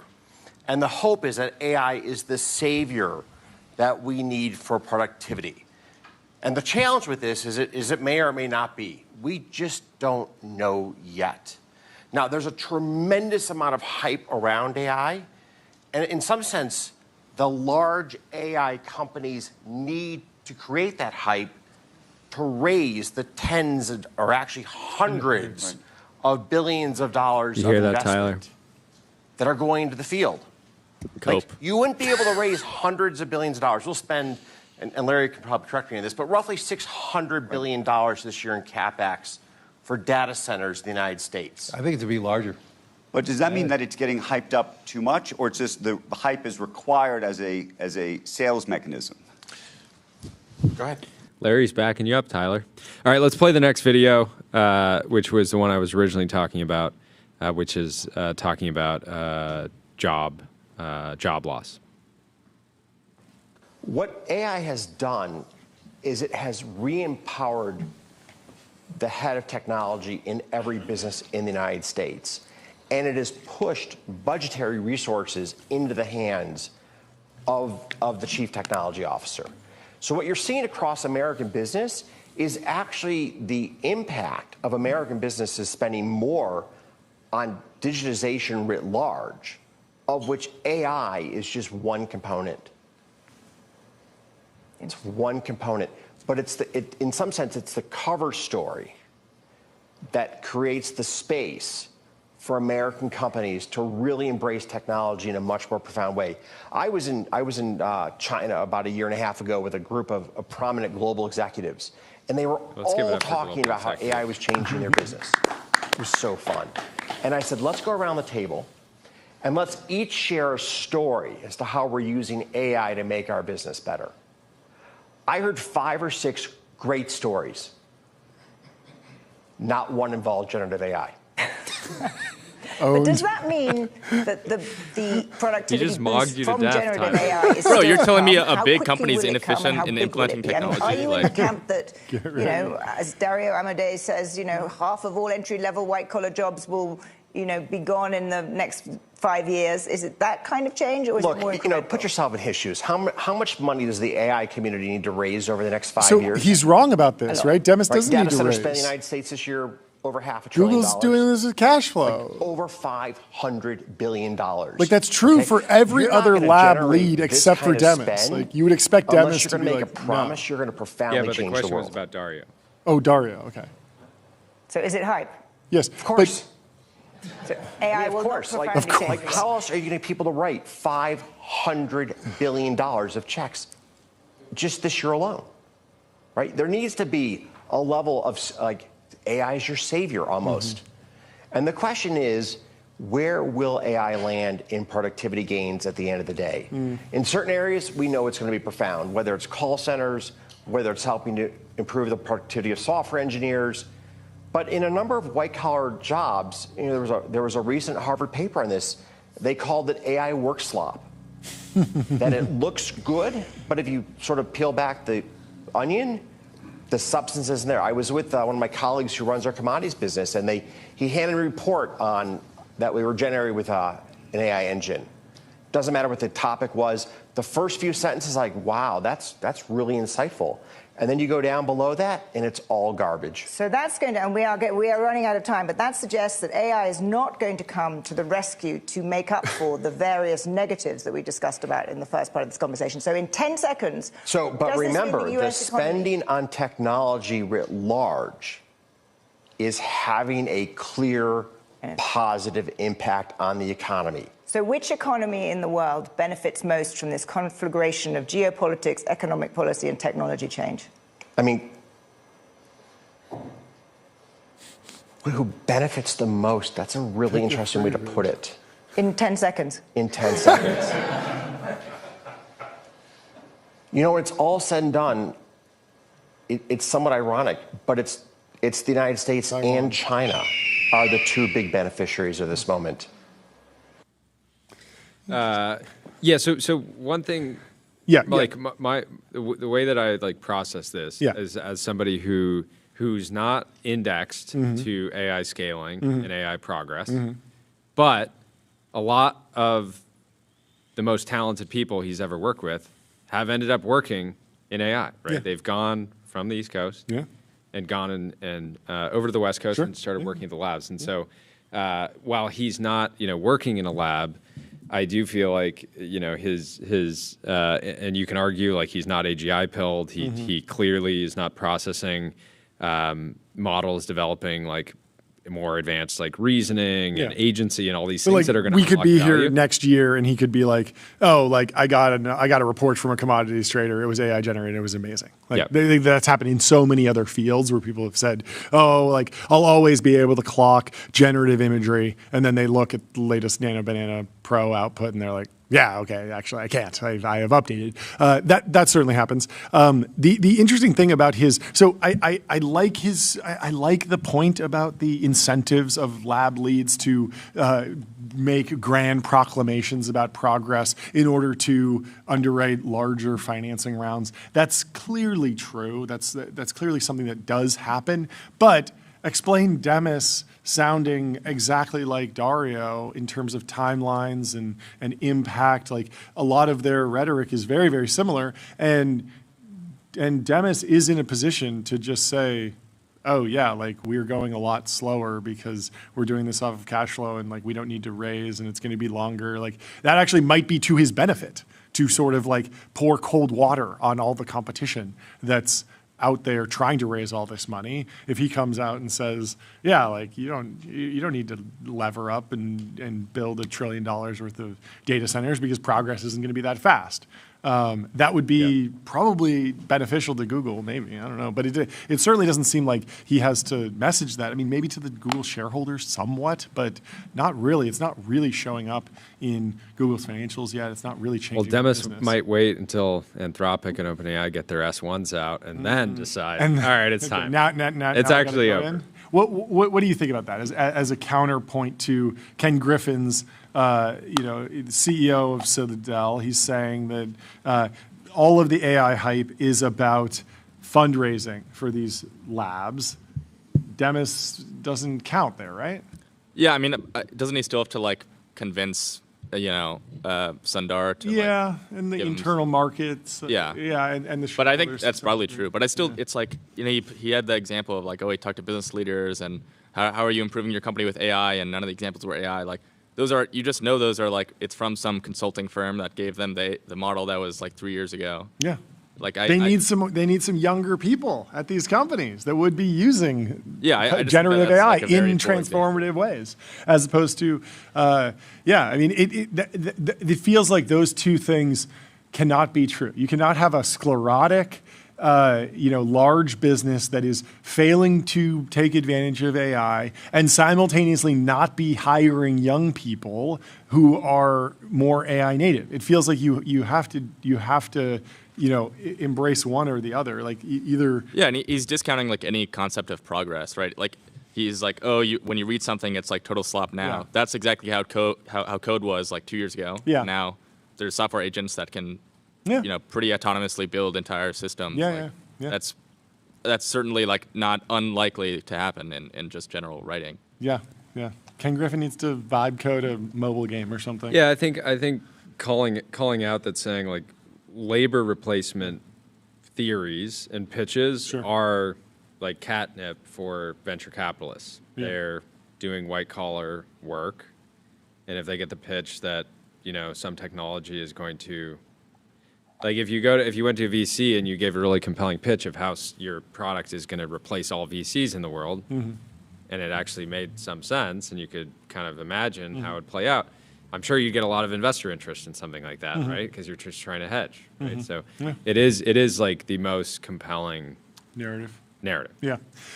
Fin.ai, the #1 AI agent for customer service. If you want AI to handle your customer support, go to fin.ai. Let's click over to Jamie Dimon at the World Economic Forum in Davos. He's talking about raising taxes and special interest groups and the audience. That makes society work better for everybody. And Would you raise taxes to pay for that? I don't think you'd have to. I think it would drive a lot of growth. I think I did the numbers at one point, it'd be $60 billion of spending. I think it would probably create more than that of growth and taxes. And if you have to raise taxes a little bit, that's fine. But again, I don't want to have the binary argument. I don't know anyone, okay, and you guys in the room, be Democrats, Republicans, who thinks the spending that sending another $1 trillion to Washington, D.C. will actually improve anything. So when you say raise taxes, if you said raise taxes and directly give it to the people who need it, I'd do it. Of course. No, So but we that's not what happens. are running out of It time. goes to all these interest groups, and they give it to their friends and all that, and which is why the people are considered a swamp. It's kind of a swamp. There's 17,000 lobbying groups. But companies are guilty too. They're just fighting for their one self-interest as opposed to what's good for my country. But that's what happens in Congress. And you see how these bills get spent. Like the CHIPS Act was a good idea until. It had to be union, place-based, child care, diapers. What the hell are we doing? And we do it over and over, and then That's my it fails. president. And That's then we my spend president. more money because the problem is we just spend enough. Yeah, Jamie Dimon's great. Let me tell you about Sentry. Sentry shows developers what's broken and helps them fix it fast. That's why 150,000 organizations use it to keep their apps working. Demis, we've been talking about him and his blockbuster performance at Davos. He had a number of interviews. This one with Emily Chang, talking about a pause on AI and whether or not he supports it. A very revealing quote. Very, says a lot about his timelines and his P-doom in some ways. Let's watch this clip from Emily Chang interviewing Demis. For a pause to give regulation time to catch up, to give society time to sort of adjust to some of these changes. In a perfect world, if you knew that every other company would pause, if every country would pause, would you advocate for that? I think so. I mean, I've been on record saying what I'd like to see happen. It was always my dream of the kind of the roadmap at least I had when I started out DeepMind 15 years ago and started working on AI, 25 years ago now, was that as we got close to this moment, this threshold moment of AGI arriving, we would maybe collaborate in a scientific way. I sometimes talk about setting up an international CERN equivalent for AI, where all the best minds in the world would collaborate together and do the final steps in a very rigorous scientific way, involving all of society, maybe philosophers and social scientists and economists, as well as technologists, to kind of figure out what we want from this technology and how to utilize it in a way that benefits all of humanity. And I think that's what's at stake. Unfortunately, it kind of needs international collaboration, though, because even if one company or even one nation or even the West decided to do that, it has no use unless the whole world agrees, at least on some kind of minimum standards. And, international cooperation's a little bit tricky at the moment. So that's going to have to change if we want to have that kind of rigorous scientific approach to the final steps to AGI.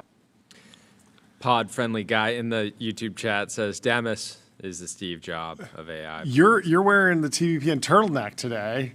maybe we need to make a turtleneck and award it to the who we crown the Steve Jobs of AI.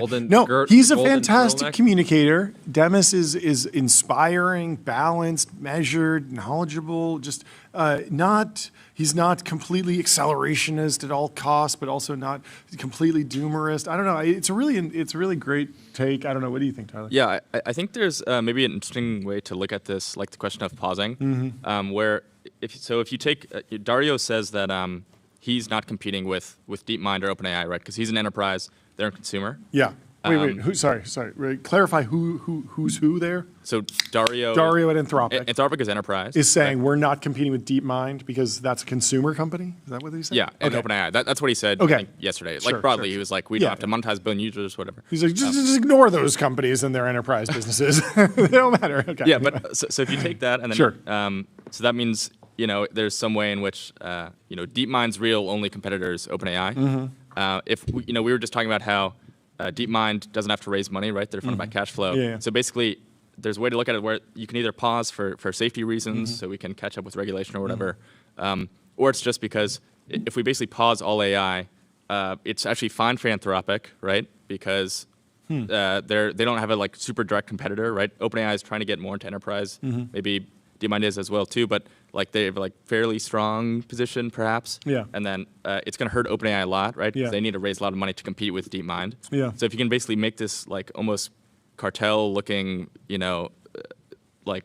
thing group with Anthropic and DeepMind, you can basically try to take out OpenAI. No, it's kind of that's a very cynical way to look at it. Yeah. I hear you. The other interesting thing is that he says he would maybe potentially support a pause, but then what he describes is not, all the researchers just focus on productization of the current models. Stop training, stop doing reinforcement learning, stop optimizing models, and instead, let's build more great SaaS. That's not what he's saying. He's saying, let's all still do research. AI progress to focus on ads and AI progress.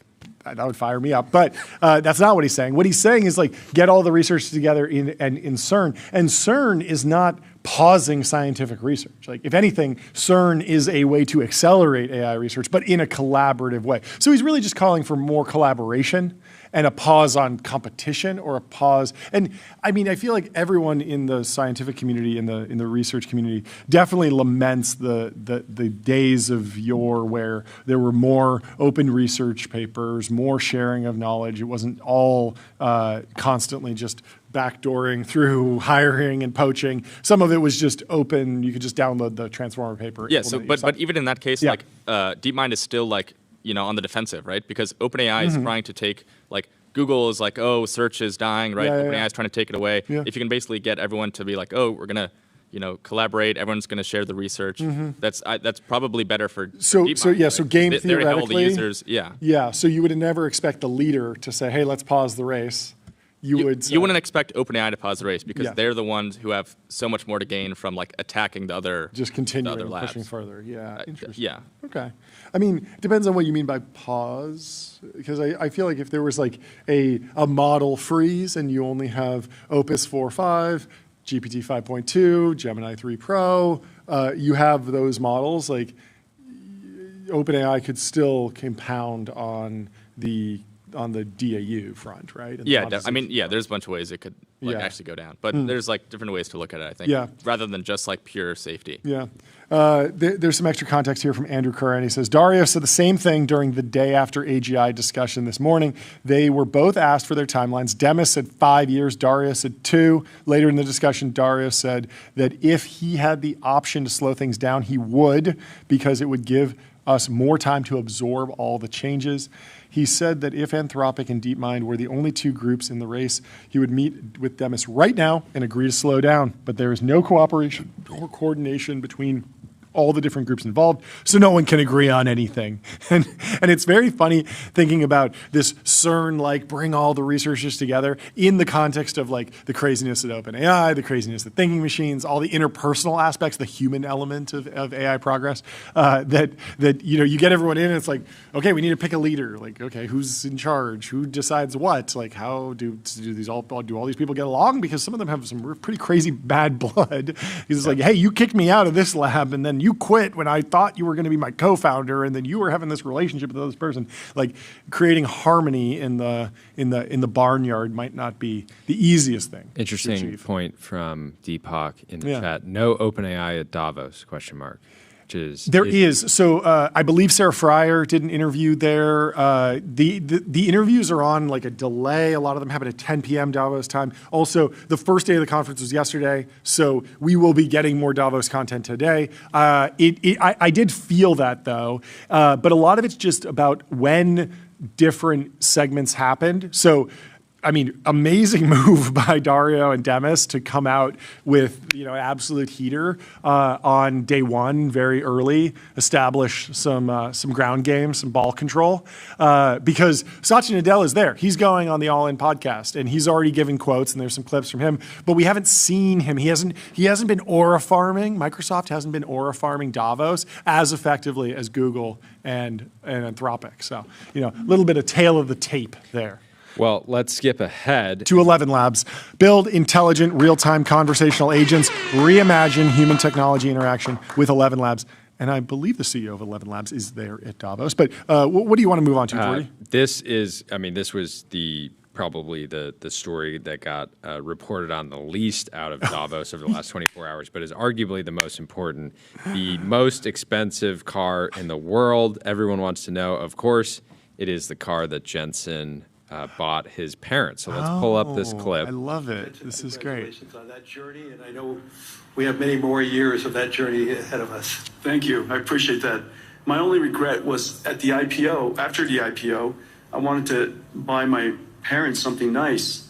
And so I sold NVIDIA stock at a valuation of $300 million. The company was at a valuation of $300 million, and I bought them a Mercedes S-Class. It is the most expensive car in the world. Yeah. And they regret it. Do they still have it? Oh, sure. Yeah, they still have it. Yeah. Good. Jensen, congratulations on that journey. Yeah, what is five? So it's currently a $4.5 trillion. 4.5. And an S-Class when trillion. They went public in 1999. So what was S-Class cost? Like 60K something back then? I don't know. 80K? How much? What did... I mean, you're talking about maybe $1 billion car? I don't know if I have the math right there, but it seems like... Yeah, around 65K. It seems like the stock might be up to 15,000x or something. I don't know. I mean, it's definitely up 1,000x, right? Because it's, 300 million, 300 billion, and then you get another zero, so 10,000x. Wow, that is brutal. Brutal. Worse than the TV I bought with a Bitcoin. Hey, worth it. I bought a TV with a Bitcoin. Terrible. Not even 4K. Things in the trash now. It was like $1,000 back then. It was ridiculous. Anyway, Cisco.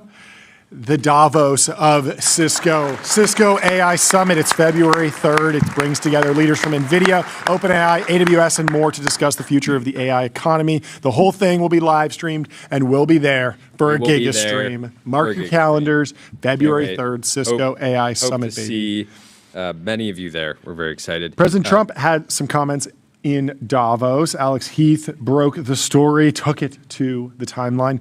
Alex Heath says, a quote from Trump, Mark Zuckerberg showed me a plant where he put it over map the size of Manhattan, miles long, miles wide. It literally covered most of the island of Manhattan. It's called a big plant. I think he's talking about a data center. But I like that he's calling a plant. That is a big plant, a power plant, essentially, a plant of things. And President Trump also said that the stock market dip is peanuts, that the stock market is going to be doubled. And Boring Business quotes it and says, the president is literally telling you that the stock market will double from here and you are bearish. It's a crazy, crazy line. What else did Trump say here? He said, our stock market dip is peanuts. The Dow is going to hit 50,000 and double to 100,000 in a relatively short period of time. Anyway, let me tell you about AppLovin, profitable advertising made easy with Axon.ai. Get access to over 1 billion daily active users and grow your business today. Someone should try to follow up and figure out ask the president, are you giving financial advice? Yeah. And what's driving it? Are multiples going to double, or is our earnings going to double, or are we going to see a little bit of earnings growth and then a little bit of multiple expansion? What's driving the valuation increase? I'd love to know that. Let's get to the bottom of it.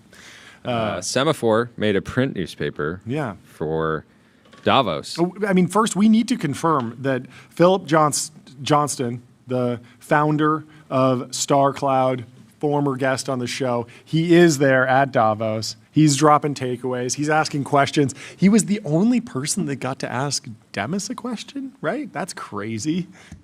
I mean, makes you ask some questions. It does. It does. Yeah. I mean, what a run from Philip Johnston. But it's been fun seeing like the on the ground. Obviously, there's a lot of polished clips that are going out from the media organizations, but he's doing citizen journalism over there, and we thank him for his service, bringing clips to the timeline, saying that Jensen Huang announced that we need more energy. And also, he broke the story, at least to me, that Jensen's parents own the most expensive Mercedes in the world. I wonder if they still have it. Anyway, let's go to Semaphore. First, let me tell you about Gemini 3 Pro, Google's most intelligent model yet, state-of-the-art reasoning, next-level vibe coding, and deep multimodal understanding. I like that sound cue. It's a good one. It's the best. Anyway, Reed over at Semaphore says, it's fun to work for a print newspaper again, although I missed the print deadline for some changes, which brought back some fond Wall Street Journal memories and traumas. We really missed our window to do the TBPN print newspaper. Somebody sent us a fully built out TBPN print newspaper. It looked absolutely fantastic last year. We wanted to roll out at least a weekly, maybe daily print newsletter, but couldn't get around to it.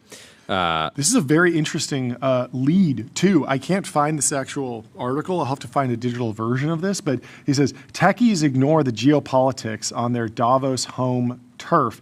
Quote, this reminds me of Burning Man, but not how you think. I'm like just zooming in to try and read this. AI has finally been eclipsed by geopolitics at Davos. There are essentially two conferences happening. One involves Greenland, Venezuela, and the rewriting of the world order, and the other is really just a tech conference centered around selling and deal making. That's the one I want to go to. Yeah, we were texting with a journalist who is writing a story about tech's involvement in Davos, and my point was like it does feel like Davos is coming back, and the tech companies are there. Although from the outside, I think a lot of people think of Davos purely as a meeting of world leaders and geopolitical, and they're following the Greenland story, and they're very much looking at the front page of the Wall Street Journal. But if you go to the front page of X and the timeline, it's all Demis and Dario clips, and Ken Griffin and a few others. But mostly, like the stuff that I've been seeing has been focused very much so on tech. But there is a whole different story going on all around Greenland and whatnot. But we got to talk about AI timelines. It's more interesting to me. I'm just so excited. Should we talk about why Elon is racing to take SpaceX public? Absolutely. But first, speaking of public.com. Investing for those who take it seriously. They got stocks, options, bonds, crypto, treasuries, and more with great customer service. So, why is Elon racing to take SpaceX public? Putting data centers in space pushed the billionaire toward an IPO, sources say, according to the Wall Street Journal. SpaceX resisted going public for years, then came the rise of artificial intelligence. Elon's rocket maker became one of the country's most valuable private companies, due in part to its ability to develop risky space businesses outside the scrutiny of public investors. Its executives like to say the company wouldn't IPO until its rockets were regularly flying to Mars. That was before the rush to build data centers for AI computing prompted Musk, Jeff Bezos, and others to propose putting them in space.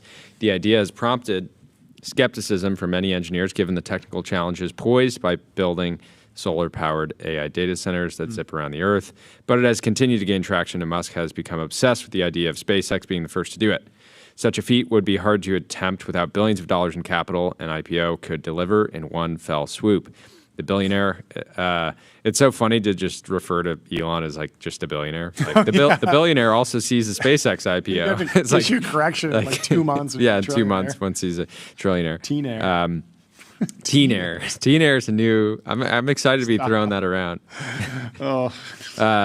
Sees the SpaceX IPO as a way to help his AI company XAI catch up to rivals. Musk has a long-running rivalry with OpenAI. CEO Sam Altman, who last year explored buying a rocket company to deploy satellites with AI computing capabilities into space. Two of xAI's competitors, OpenAI and Anthropic, are eyeing their own IPOs this year, and Musk seems eager for SpaceX to hit the public market first. SpaceX is expected to select banks to lead the stock offering soon. Musk has told people he wants to complete the IPO by July. He wants to get it done so he can have a nice summer. Dude, Philip Johnson needs to SPAC StarCloud like today.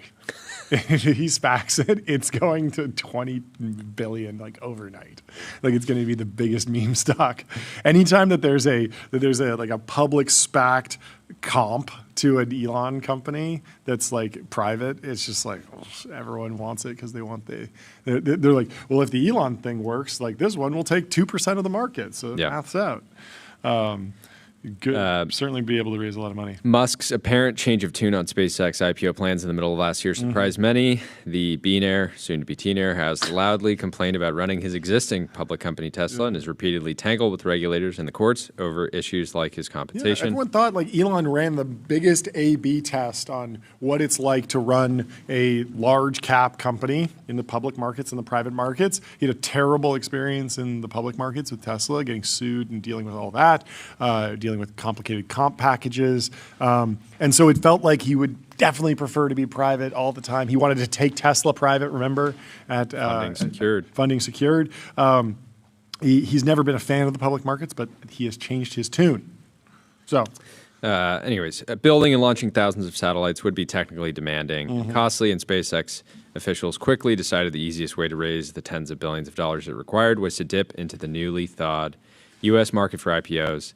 Meanwhile, xAI was trailing rivals, including OpenAI and Google's Gemini, by key metrics such as revenue and user base. A SpaceX IPO was seen by some of its investors as a potential cash cow that could supercharge xAI's growth and in turn help SpaceX.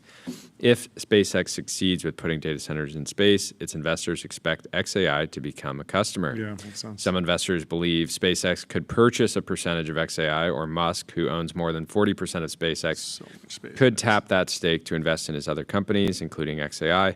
Plus, a publicly traded stock creates a capital safety net of sorts and would be reassuring to investors. So, anyways, the two companies have existing ties. SpaceX has invested $2 billion in xAI as part of a $5 billion financing, and then xAI raised a bunch more money. So, very exciting. Anyway, CrowdStrike. Your business is AI. Their business is securing it. CrowdStrike secures AI and stops breaches. And we have our first guest in the TBPN Ultra Room, Jens Rimac, the founder and CEO of California Forever. Good to have you on the show again. Welcome back. How are you doing? Sorry, let me get my Diet Coke out of the way. How are you? How's the new year going? How was your break? How were the holidays? We have 3 young kids under 4, and we dragged them 9 hours. We dragged them 9 hours to see my mom and dad in the Czech Republic. Okay. 9 hours time difference there, and then 9 hours back. Yeah. So you can imagine how my Christmas was. more like a day of travel with young children is more stressful in many ways than 99% of work days. I went to Europe over the break. I went to Austria, but didn't bring the kids, so it was very. That's a big difference. My new pet peeve is single people or couples on airplanes who are complaining about the long flight. I'm like, really? Oh, sure. You have to sit there for 12 hours and drink wine and watch Netflix. That was terrible. Well, I used to think when a kid was crying, it meant the parent was doing something bad. So as you know, I'd be on a flight and the kid's crying, and I'm like, wow, this parent is just like being abusive or whatever. Why is the kid so upset? Yeah. Turns out kids will just cry for all sorts of reasons. A million reasons. Yeah. Anyways. Anyway, give us the update. How are things going? Just sort of reset for us on the project. How long have you been working on California Forever? Where are you in the process? I've been working on this for almost a decade. Almost a decade. So the idea in 2016, started in 2017. Okay. It was about 7 years of land assembly, and then we introduced it publicly in about 2 years ago. Were you full time back in 2017? Yeah, I was full time. I was the only employee for 7.5 years. Okay. And obviously confidentiality was very important for us. And so what that meant is, when I say I was the only employee, I mean I did everything. We raised $1 billion in that period. Wow. And I did everything from bookkeeping to being everything else in the company. I literally did And the receipts and the whole thing. confidentiality, was that in part because if people knew what you were doing, they would come in and start trying to bid against you on some of the land stuff and Yeah, realize, because like, it's like hey, he's he already needs spent. this plot, so he's willing to pay more, and that is the game theory. Yeah, and it always happens. I mean, even if you have public universities buying land in a city to build a building, they don't come in and like, we are MIT and we would like to buy this plot of land. You use some conventional companies. So that was why. So what was the structure of that fundraising? Because you probably had to draw a salary. Is it like a search fund where a venture capitalist might raise some money, pull some management fees to fund their salary and operational overhead, and then like when there's a deal to be done, there's a capital commitment that happens, a transfer. Is that what it's like? We structured it as a partnership that raised money over time at different valuations as we made progress. And then I just took salary like any other founder. So it was pretty similar to a normal tech company. There's some nuance because it's real estate and because of just the sheer amount of capital that we needed and how long it took to do it. But other than that, pretty standard. Yeah. And what was the first pitch? What was the first plot of land that you bought? What was that negotiation like? Well, the first few were listed. So when we came to the market, there were 4 or 5 properties that just been listed and sitting on the market for 2 years or something. Was there anyone else thinking about doing anything in this particular region? I don't know of anyone else. I mean, not right now, but the great irony of the situation is lots of people thought this was a really good idea in 1958.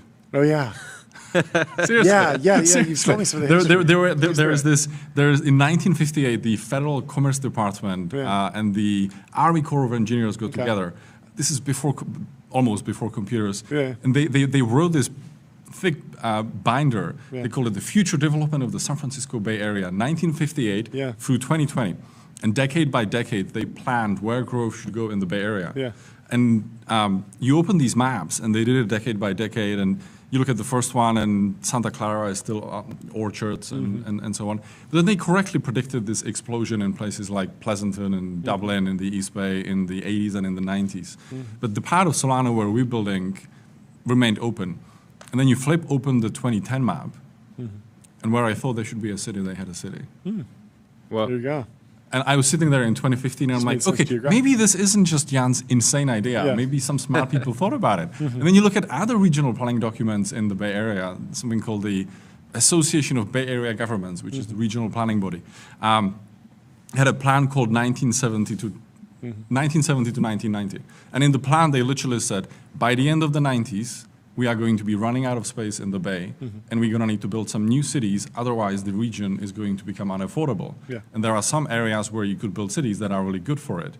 And the part of the Bay that's the best place to do it, that is 5 times bigger than anywhere else, is the area of which we've acquired about 90% over the last 10 years. So this is a very old idea that we've dusted off, and obviously we're building something different that when they would have built there in the 50s. But lots of roots in regional planning. So in terms of development, it feels like AI has been the mega trend over the last few years.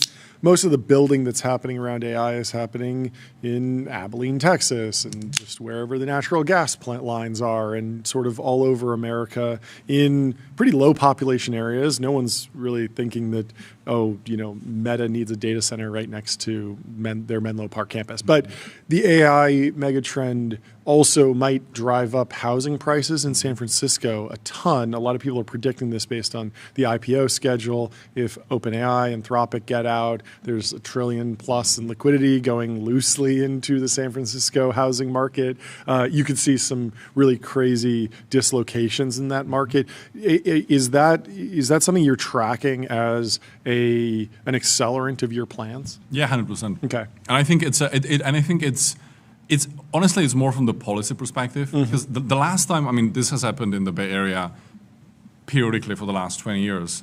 The problem is we haven't done anything about it in 50 years. And every time it gets worse, and then there's a bit of a pullback, and it's going to be better. And then it just comes back stronger than before, right? And dot-com boom, then social, crypto, now AI. And so from a policy perspective, the argument that we've made is we need to get ahead of this, because if we don't, this is going to be way worse than what we saw in 2017, 2018. And when it last happened in 2017, 2018, the problem is tech is going to get blamed for this. Oh, yeah. of course.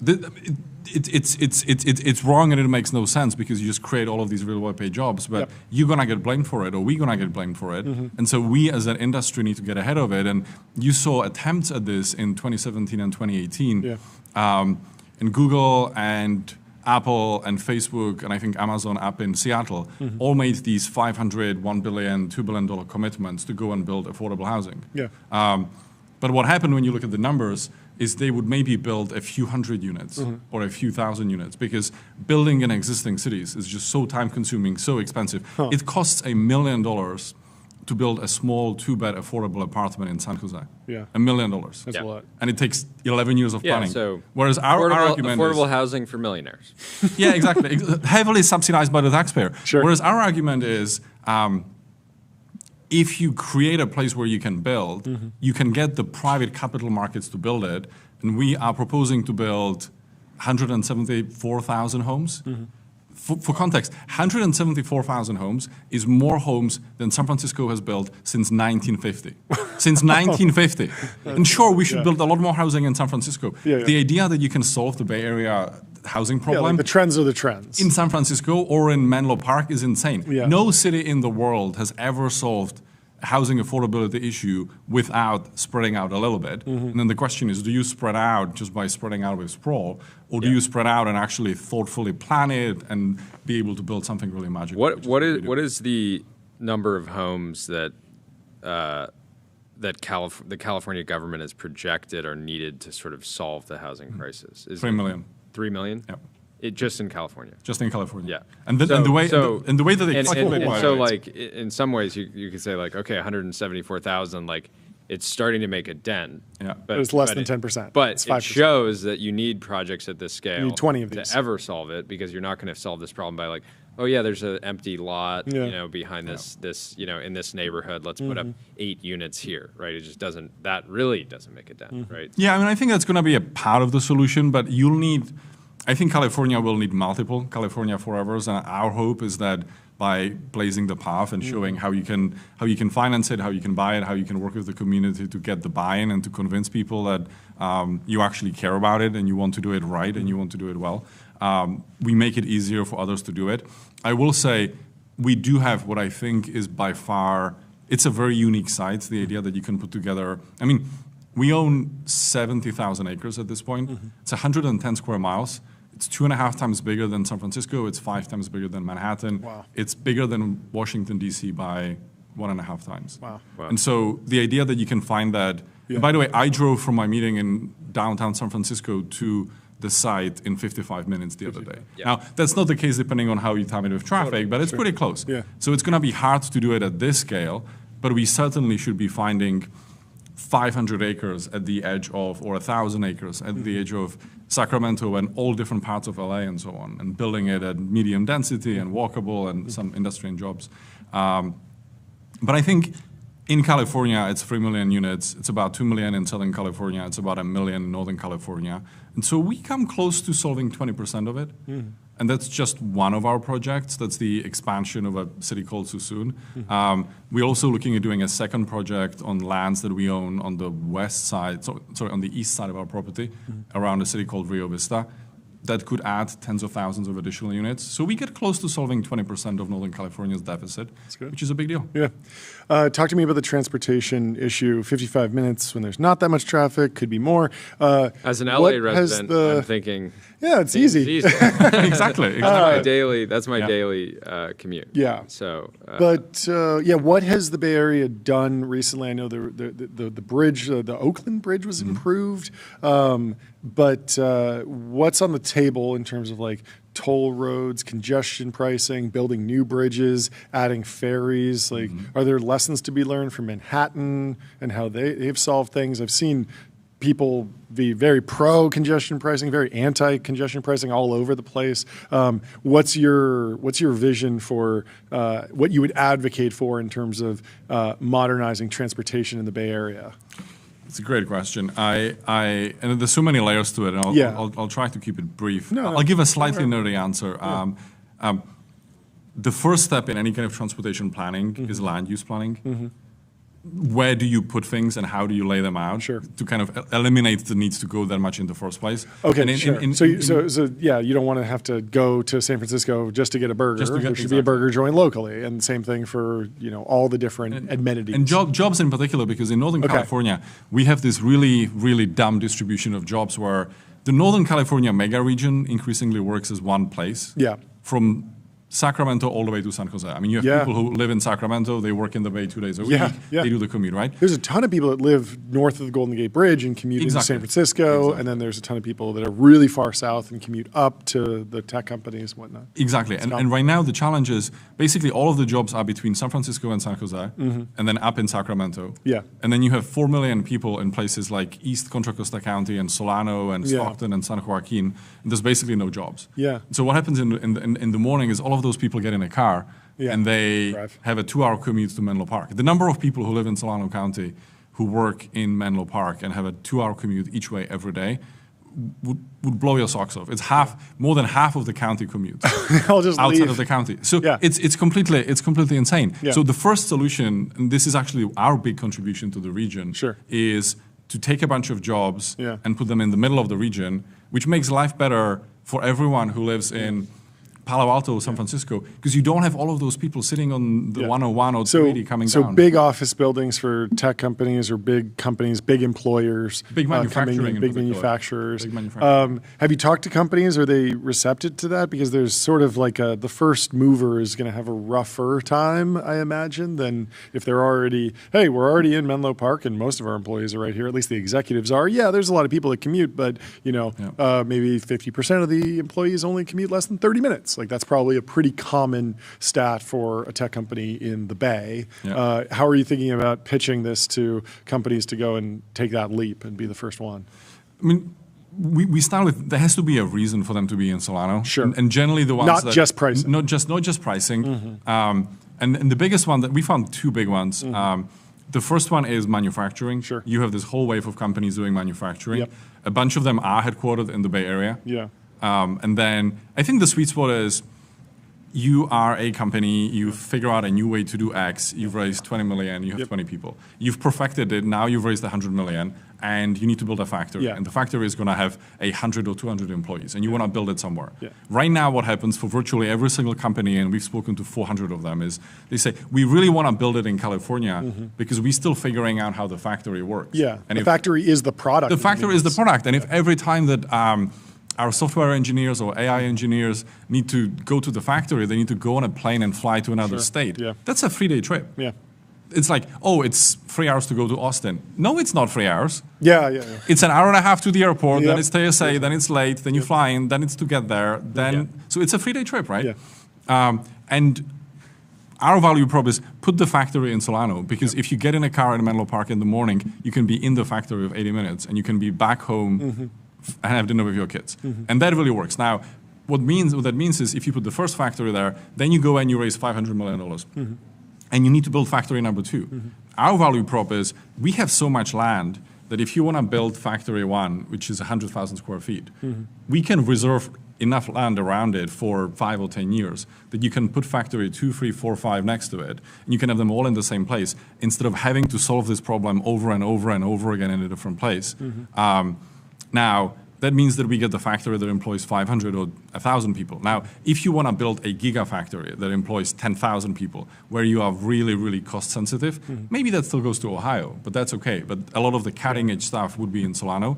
And to your point about AI, that's becoming even more important. We already see this down in LA, by the way. There's a lot of startups that start in El Segundo, and they have 5,000 square feet. They're doing some R&D, and then once they start building larger factories, they move just outside of El Segundo, just to drive. They might still have SpaceX was started in El Segundo, but eventually moved to Hawthorne and grew out of that, and then eventually Starbase in Texas. And so for that interim step in the San Francisco hard tech, deep tech community, that can make a ton. They don't have that exactly. San Francisco doesn't have what LA, and even in LA, at least when we talk to a bunch of those companies, LA is becoming a kind of El Segundo and Hawthorne are becoming, and Torrance are becoming victims of their own success. Oh, sure. Because they are fully built out. It's expensive. There's no available land, Yeah. and so a bunch of these companies will tell you, we can't really build another factory here. and we still have R&D in the Bay. So it might be an even outlet for companies that started out here, they have a factory here, they have a bunch of talent in the Bay. And then to your point about AI, everyone talks about building the factories of the future.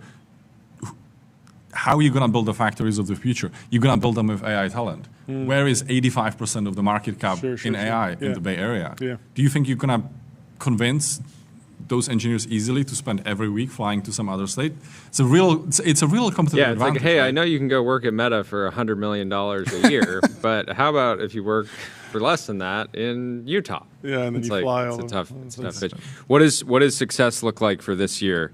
One thing that I just appreciate so much about this project and this company is that most people come up with an idea, like to make a new city or and they start running the calculations and they realize, okay, not only is this going to be hard, but it's going to take 10 plus years. So I'm not even going to start, right? Because I want to be doing something where maybe I can see more tangible progress on a faster timeline. Or I need 1 billion users like 2 years from now, not. I need 100 million ARR today. Today. The bar is 3 months now. But so you've just chunked it out, and you're just like 10 years in, which is probably at the moment where it really is hopefully more exciting than ever. What does this year look like in terms of just pushing the ball forward? Well, hopefully we'll break ground this year. And so that would have seemed ambitious a year ago, I think. But I think there's a few things that kind of aligned. And so if I just... There's this really interesting thing that's happened where a lot of things have come together at the same time for us, where we've announced it, 2 years ago, and of course it was very controversial, right? You come to a community and it's a guy with a funny accent and we want to build a major new city, which we haven't done in America in 100 years, so nobody even thinks that you can build new cities.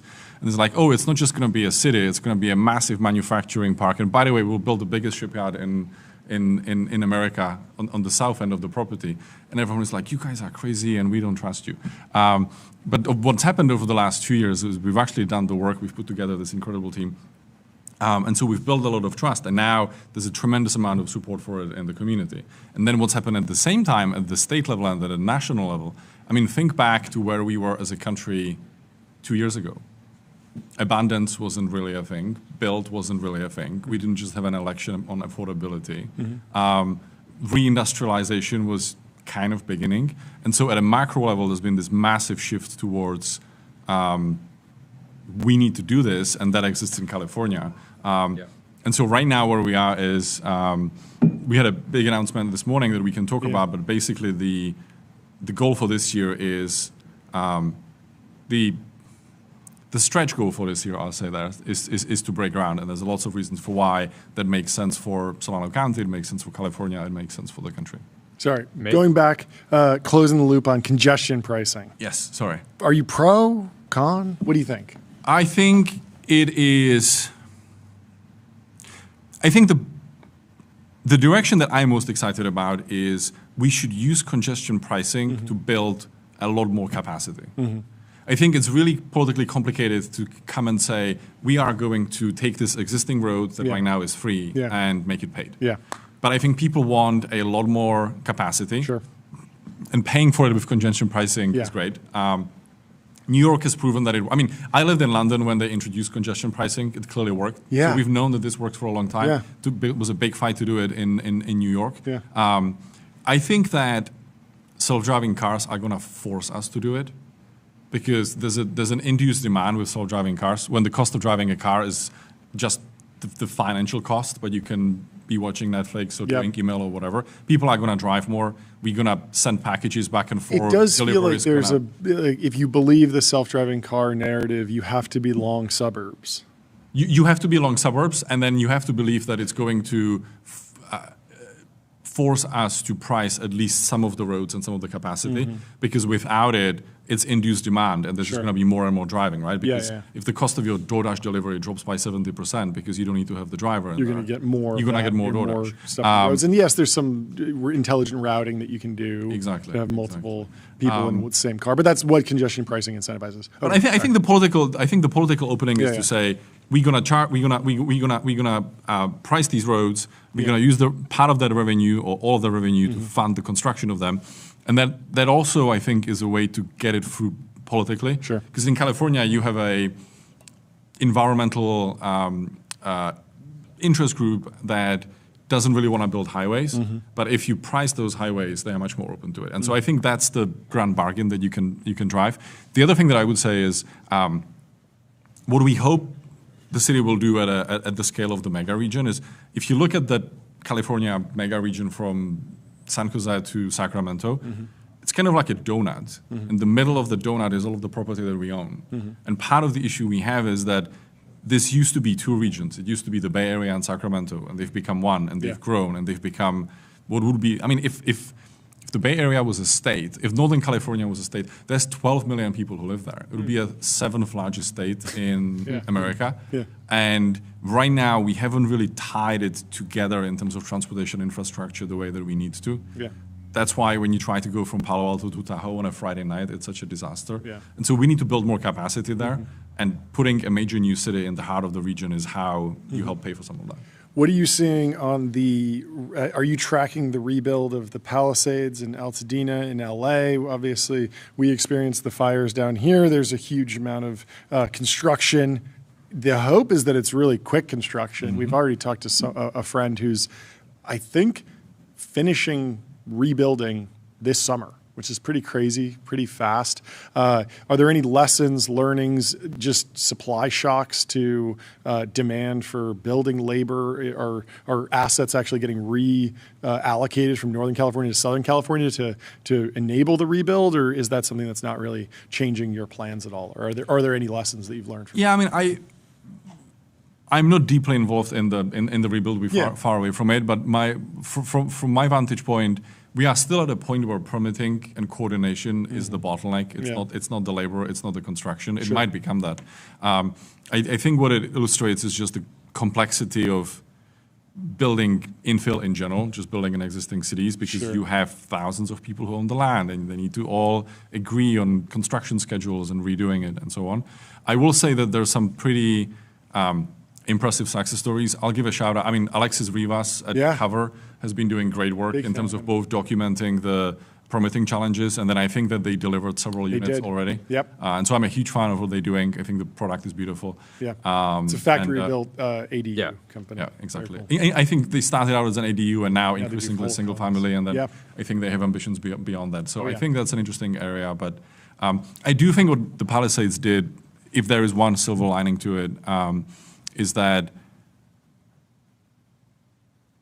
and it's partially because of when it came out with Abundance and other books of the topic, it exposed a lot of people to just how insane the system is that we've built for permitting something in California. And my favorite example that I give is, I think a lot of the rules that we've put in place in California were genuinely well-intentioned. And I mean it. I mean, some of them were just bad people using a pretense to put in place a rule that they knew exactly what it would do, but most of it was well-intentioned.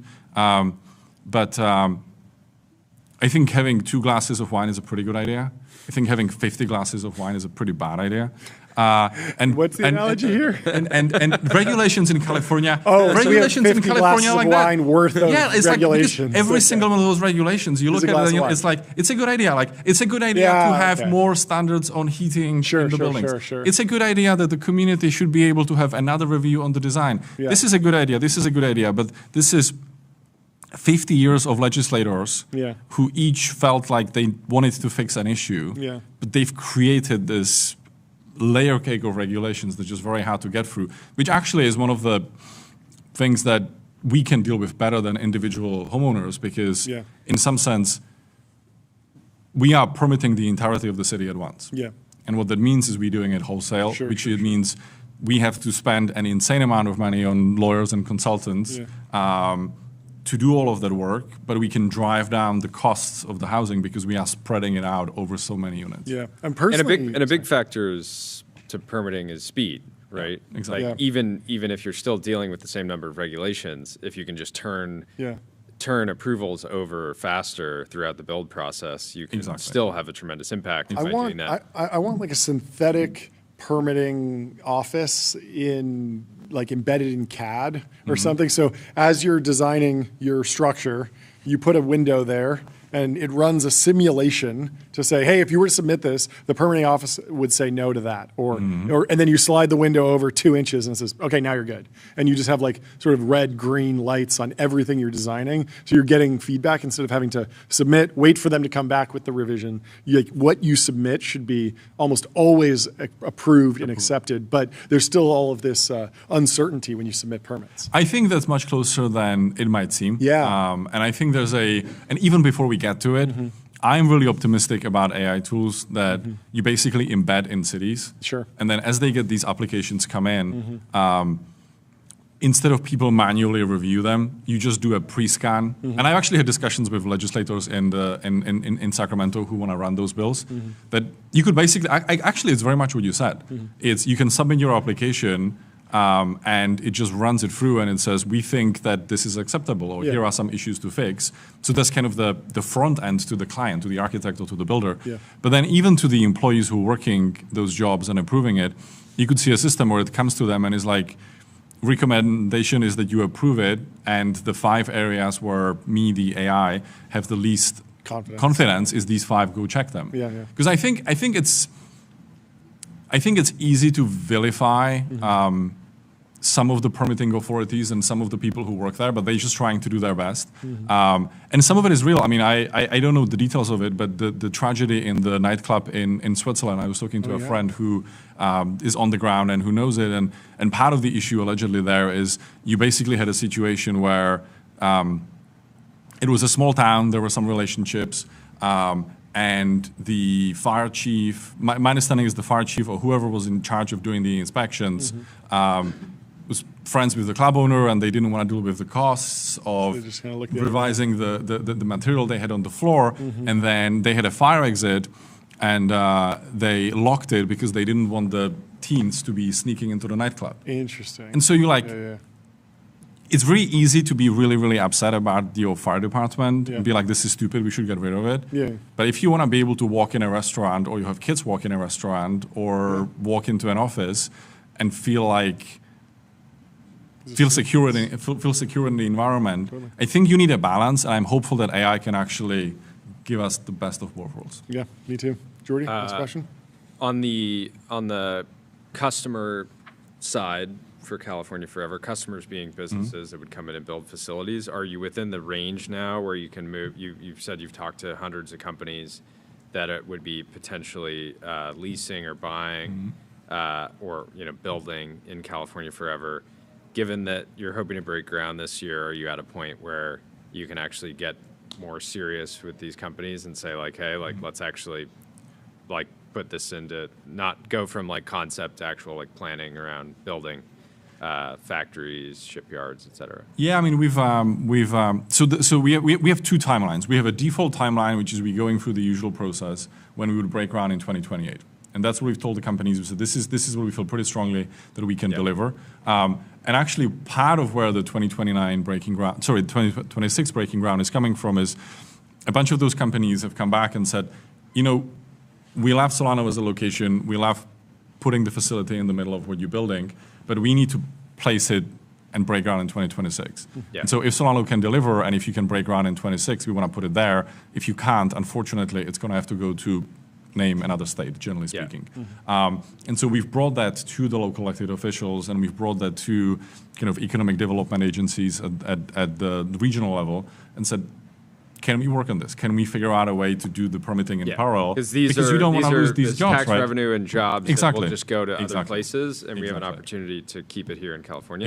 Has how has the support been from local officials and even Sacramento? It's night and day from 2 years ago, and as I mentioned, kind of in the beginning, it was obviously very controversial, and people didn't know what to make of it. You look at it today. There's an open letter that I was put up this morning on our website in connection with a labor announcement we've made. That is basically this. I mean, honestly, it's a love letter to California that is signed by the construction unions, by us, by a bunch of other people, saying, hey, this is the state that used to be able to build the Golden Gate Bridge in 4 years. We built Hollywood and we built the California Water Project. Surely we can break ground on this quickly. And there's a moment. And if you look at the signatures, it's the former Speaker of the California Assembly, Bob Hertzberg, who wrote the legislation around how cities would expand. It's Alain Berthaud, who I think is one of the most respected urban planners in the world. It's former Senator Bill Dodd, who was senator for our district until 2 years ago.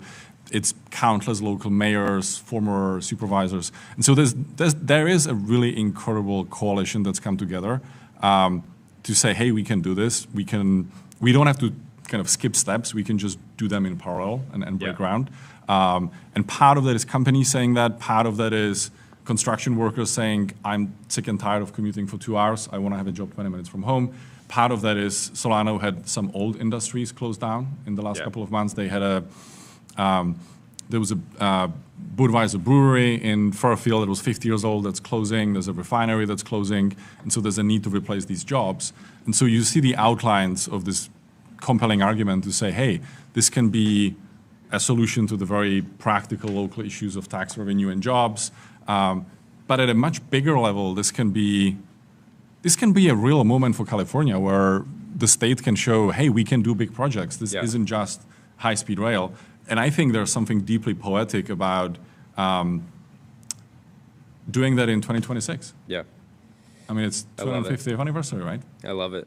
Growing up as a kid, I can't tell you how many times I saw a piece of land and thought out loud with whoever I was with, what if we put this there? What if we put that? And every single time the messaging was, oh, yeah, technically you could, but it'll take so long. It's not worth doing. And so I'm so optimistic that getting California Forever off the ground, active, a real place that people live and work and build, will just inspire. It could be really a real turning point for the whole state. So, how many acres do you have now? Your empire's growing. What's the total amount of acreage for California? Total acreage? Give us the number. 69,000 acres. Boom.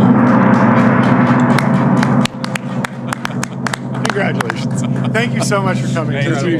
Always do this in the studio. Yeah. I'll come back when we break ground. We can't wait. We can't wait for our first episode. From there, we'll do it. You can come over, we'll do it from there. Thank you so much for coming on the show. See you. We'll talk to you soon. Great to hang. Goodbye.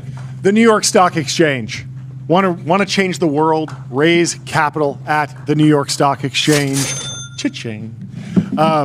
We have some news here from OpenAI. This is sort of leaked through Foxconn, but from Dan Neistat says OpenAI will unveil its first AI earbuds, dubbed Sweet Pea, in September this year, and shipments are expected to reach 40 to 50 million units in 2027. So, this is citing OpenAI's Chief Global Affairs Officer, Chris Lahane. Taiwan's Foxconn will do the assembly for these buds. Makes a ton of sense. You're chatting with OpenAI, you're chatting with ChatGPT. You got Johnny Ive on the team, former Apple, and you put something together that's your always-on AI assistant that you're chatting with. But 40 to 50 million units, that's a lot. So I wanted to put some context around how massive that would be. So the Amazon Echo in year 2 sold 11 million units. The Xbox Series X/XS, this is the sequel to the Xbox. There's already an Xbox install base, 16 million units in year 2. The iPhone in year 2, 17 million units. The Apple Watch did 20 million units in year 2. The PS5, massive success, hugely anticipated product. The PS4 was almost a decade old, lots of people upgrading. The PS5 shipped 30 million units in year 2. The Nintendo Switch did between 35 and 37 million units in year 2. AirPods did do 50 million. So if the ChatGPT, OpenAI earbuds dubbed Sweet Pea perform as well as AirPods, you could see 50 million units. And the iPad sold 55 million units in year 2. But it's a tall order. From the goats. It's a very, very From the tall goats of order. Consumer hardware. There is more news from Wayne Ma Yeah. and Keanu Liu. Please. Apple is developing an AI-powered wearable pin the size of an AirTag that is equipped okay. with multiple cameras, a speaker, microphones, and wireless charging. Shots fired. The device could be released as early as 2027. Yeah, wait, why are you reacting? I'm just like I That's a feel like fun- a lot of reason why people like do the pin or something is because they can't get all Do the the features phone. from the Yeah. iPhone. But like they already have the iPhone, so why don't they just make that good? I guess they probably will, but like, what do you think this is a good idea, Jordy? I feel like I'd rather just have it in my phone. Yeah, it is. It is crazy if you're in the Apple ecosystem and you have a MacBook, an iPad, a watch, earbuds, AirPods, and the phone, Look, and the Vision Pro. It's you're like talking they got to a- 90% of your body covered with tech. Like you're pretty good. Talking to a wired headphone guy. Yeah. I've been rocking Apple wired headphones. Yeah. So if this was wired in, exclusively you'd be good to for go. Probably five years Yeah. now. No, I'm not in the In the market for this. I'm not in the market for this, but I gotta wait and see. I'll continue here. So Apple's trying to release their device as early as 2027 as well. Such a product would position Apple to compete more effectively with OpenAI, which is planning its own AI-powered devices, and Meta, which is already selling smart glasses that offer access to its AI assistant. Google also plans to release smart glasses in conjunction with Samsung. Apple's development is still in the early stages and could still be canceled. Still, Apple is endeavoring to move faster than usual to try to stay competitive because of OpenAI. It's planning to manufacture roughly 20 million units at launch, the person added. Apple's PIN joins a growing portfolio of AI-powered products the tech giant has under development, including AirPods equipped with enhanced sensors. Like, yeah, it's kind of a... It's like, are people really going to have like their PIN on and their AirPods in and have their phone? Just how many AI-enabled devices do we need? What?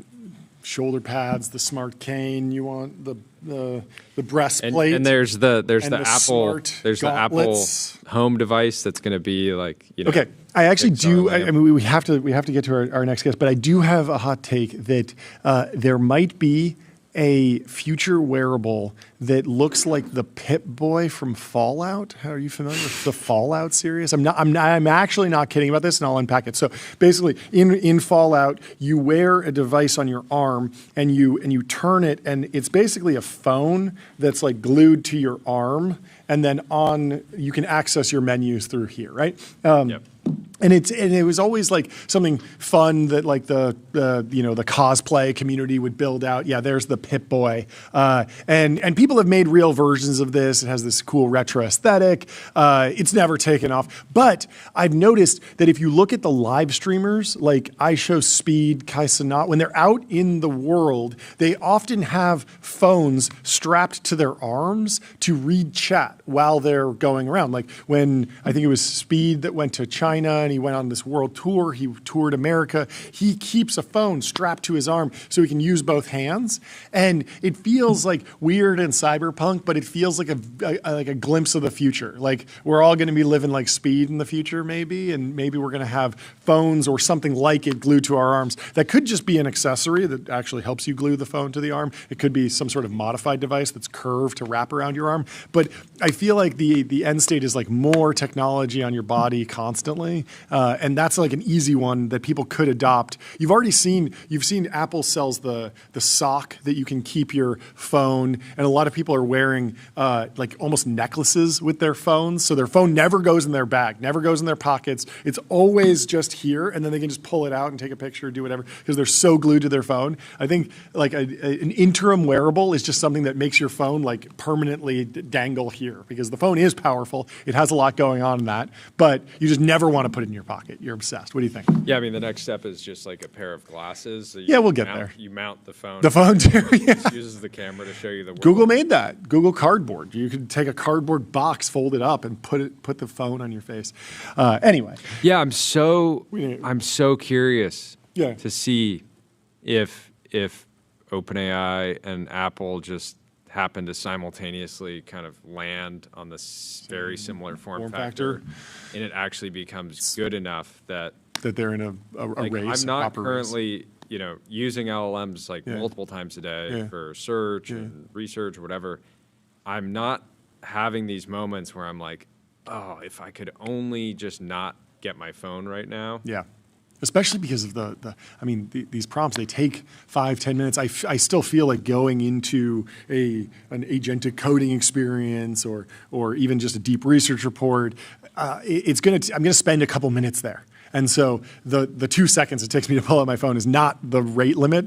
Maybe if the models get faster, but expectations are sky high, and it'll be interesting to see the reveal, how it's marketed, how it's pitched, and then ultimately how it sells. Let me tell you about Cognition. They're the makers of Devon, the AI software engineer. Crush your backlog with your personal AI engineering team. And I'm also going to tell you about Railway. Railway simplifies software deployment. Web apps, servers, and databases run in one place with scaling, monitoring, and security built in.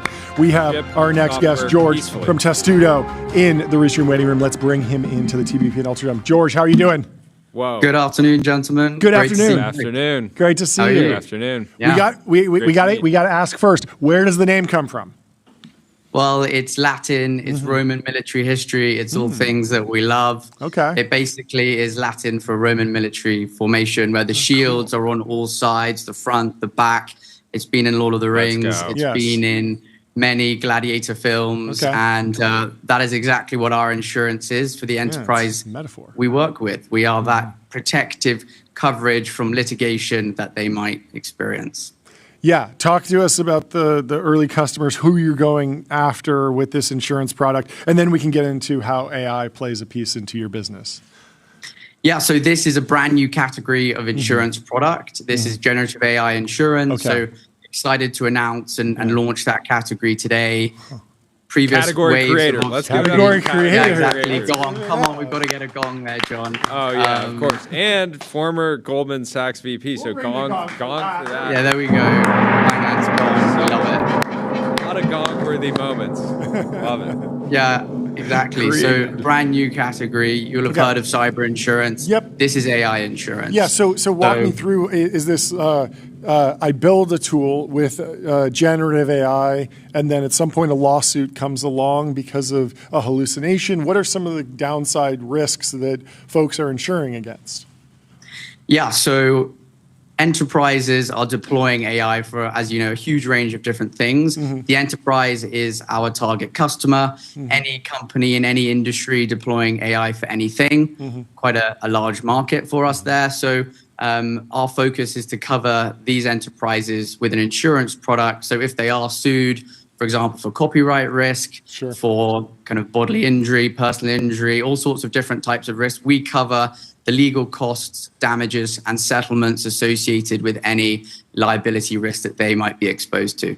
How do you possibly underwrite this? There's so little data. There's the Anthropic $1 billion settlement. OpenAI might have some massive settlement.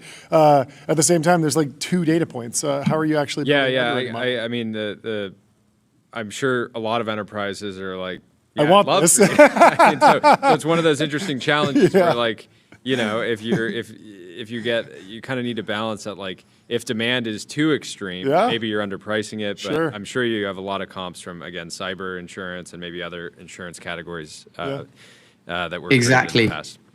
Yeah, so that's the secret sauce, and that's what's taken us over a year to figure out how to price this insurance without needing to connect or invasively audit the enterprise that we're working with. So we can turn a quote around in the same day. You know, companies like Goldman are not going to allow third parties to invasively integrate or audit their proprietary AI systems. We can price and give a quote indicative terms within the same day. So that really is key to getting this product out via brokers, distributed to these enterprises. And the pricing obviously is what we spend a huge amount of time doing. We're using some very special new data that we have sourced ourselves. We're using lawsuits and basically have ingested the federal and state US lawsuit databases. We've taken all of the generative AI lawsuits, and then we break down those lawsuits into specific causes of action. So we know exactly what's driving the losses where in the US. Off that data, we then took it to Lloyd's of London, the largest specialty insurance market in the world, where we source all our capacity and essentially presented our view of the frequency and severity of the generative AI liability risk in the market. And, you know, we're super excited that we're launching the product today with nearly $1 billion of risk capital backed by Apollo Specialty in Lloyd's. Let's go. Another gong hit. Let's go. 2 gongs. Love it. I mean, obviously, I'm sure every policy is different, and you guys are acting as you guys are the broker, right? So you're not actually deploying your own capital, or how does that work? Yeah. So we're called a Lloyd's cover holder. In the US, a similar structure is called an MGA. It means we have full delegated underwriting authority. We have the pen, essentially. So the insurer has the balance sheet and the risk capital. We essentially have the pen. We do all the technology, the infrastructure, the pricing, the data, the monitoring, the portfolio controls. And we take submissions from insurance brokers. And it's our decision, yes, no, as to whether we cover that company or not. Again, up to $10 million or $8.5 million of risk for those different areas.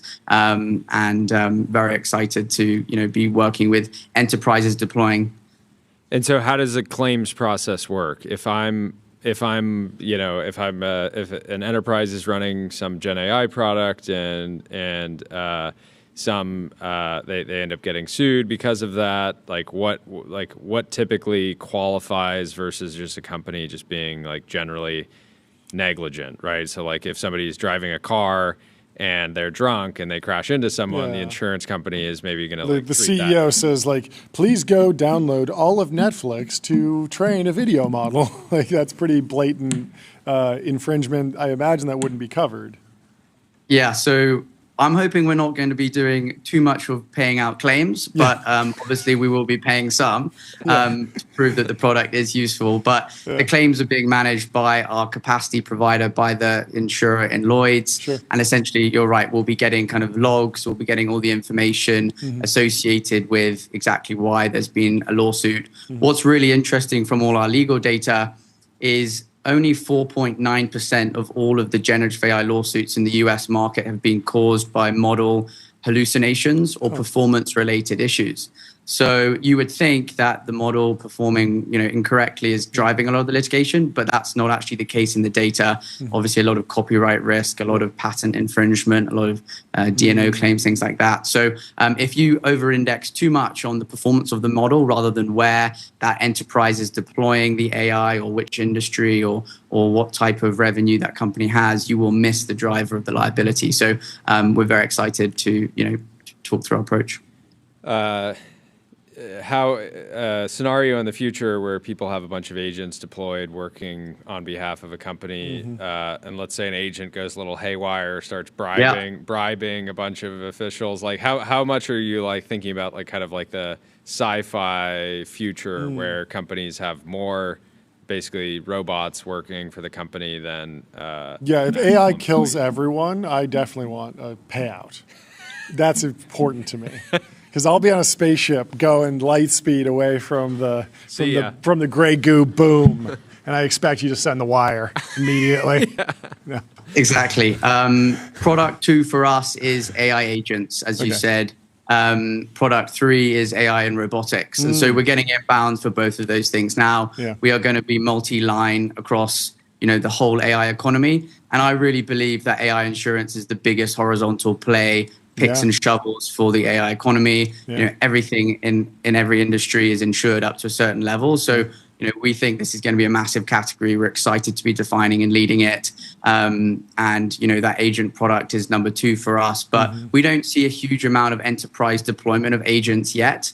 We think, obviously, these types of insurance products can unlock that adoption. And, you heard last week with JD from With Coverage, companies like Coalition have done a really good job on the cyber insurance side. They're a great comparable for us and, huge fans of their work. This is not cyber insurance, this is AI insurance. And so we're very excited about the future roadmap and the category that we're creating. Talk about policy concentration, diversity of revenue, and policy size for you. I imagine that some of the big labs would probably love a $1 billion policy. They'd take 100% of what you have to sort of allocate. Are you looking for 100 to spread that across 100 companies, a $10 million policy cap, 1,000 at $1 million? What's the right shape of diversification for your business? Yeah, that's a genius question and exactly what we're focused on. Obviously, coming from a capital markets perspective, diversification across jurisdiction, industry types, revenue bands, AI models, deployments. That is exactly right. We are weaving a basket of diversified clients, which means we can manage risk on the portfolio, on the whole portfolio. And then walk me through a YC company, for example. They raise $5 million, $50 million valuation or something. They have a couple, customers. They're making some money. They're still early. They're deploying a bunch of generative AI products. Should they get AI insurance at that point? There's sort of a normal function when you do a Series A of getting, D&O insurance, a couple other pieces of insurance when you leave the garage. How quick on the life cycle of a startup should someone consider this? Yeah, so unfortunately, this is not a product for startups. This is for kind of mid-market enterprises who are deploying AI. So we are not currently working with AI vendors or the base model providers. We think there's too much concentration risk. We've seen the number of lawsuits that have hit, especially the base model providers. So as you say, like if we were insuring some of the big guys up to $1 billion, I'm sure we'd be paying a hell of a lot of that out in claims already. So we are focused on enterprises, pings that we're getting from architectural companies to law firms to banks to anything under the sun really. So those are the target customers, and we start in the mid market. What about non-legal negative outcomes from AI? I'm thinking of I run a company. I let a chatbot talk to some customers. The customers prompt inject the bot, and they get refunds or discounts that I didn't want to give them. And it happens sort of quickly. And I'm like, they took, like, some scammers came in, hacked the bots, and they took 20 G's off me. Like, can you do anything for me? Yeah, I think we absolutely could do something for you. It depends whether this is a first party loss, so you say like a financial loss that you've suffered yourself, or you've been sued, right? This is a liability product, so this is protection from litigation. Sure. So first party is definitely in the hopper for us, but this first product is third party litigation, and the liability exposures that enterprises are exposed to kind of out of the box when they're deploying these AI systems. Fantastic. Well, have you announced any funding yet, or what's the story there? Yeah. We don't announce funding. We don't believe that's the purpose of this company. I mean, you guys have Senra and David Senra on all the time, and he says the focus is building a durable business. Honestly, that's what I'm focused on with our moat within the data, within the licenses, within the capacity, the balance sheet, and obviously our incredible team. And honestly, hit the gong I'm for not announcing that he's not announcing it, but we're building a durable business. I'm reading that as we're building a durable business that has raised a little bit of money, maybe a lot of money, maybe a lot. But no, I love it. When you're ready with other announcements, please come back on. This is a lot of fun. Yeah, very, very cool. And congratulations. I mean, honestly, like I love how you're approaching this. Having the backing of Lloyd's is like probably harder to get, bigger, more important to the core business than grabbing a couple of checks from some Silicon Valley investors. So that's why we're ringing the gong. Yeah. Good luck to any YC startup going into Lloyd's of London. It is a den of of underwriters. Good luck going to Lloyd's of London without an accent like this. I'm serious. And if you wear the wrong colored shoes or the wrong type of suit, you will be laughed out of that building. So that's your moat. That's your moat. I mean, honestly, people are like, what's your moat? The moat is I know exactly what kind of suit to wear. Yeah. And AI can't disrupt that. AI cannot disrupt those relationships. Timeless. So you both are invited to Lloyd's of London and a tour of the inner sanctum of underwriting by our head of insurance and my co-founder Mark. So we'd love to have you there. Thank you. If you can drink Guinnesses at high velocity, we'd also love to welcome you to Leadenhall Market, the home of insurance boozing, but you won't find us there. We are hard at work 24/7 around the clock and excited to launch the category. That's amazing. Congratulations. Where are you based? We're between SF and London, but looking to expand into kind of New York and other cities as well. Amazing. Well, so great to meet you, George. Congrats to the whole team. Congratulations. Not congrats on the funding. Congrats on the incredible partnership and all the progress. Yeah. We'll have you back on soon. Great. Thanks, gents. Have a great rest of your day. We'll talk to you soon. Goodbye.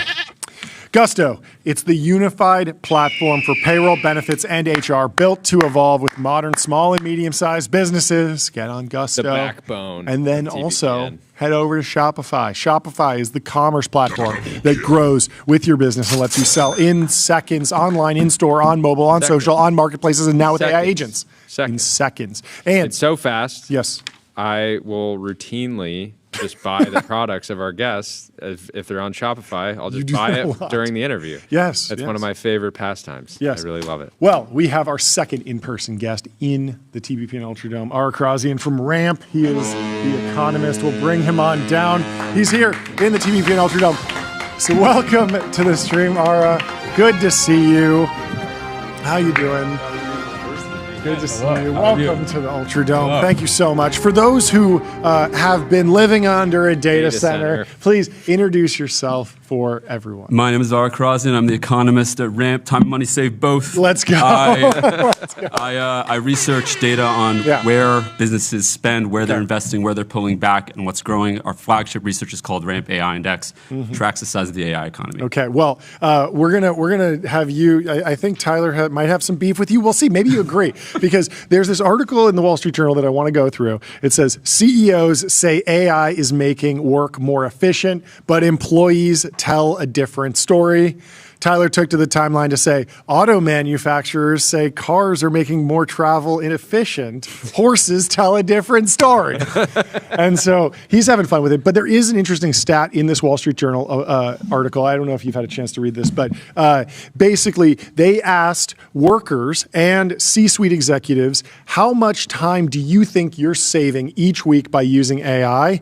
And the C-suite said only 2% of C-suite executives that were surveyed by the Wall Street Journal said no time at all. I'm getting no benefit from AI. Workers, 40% of workers said AI is not doing anything for me.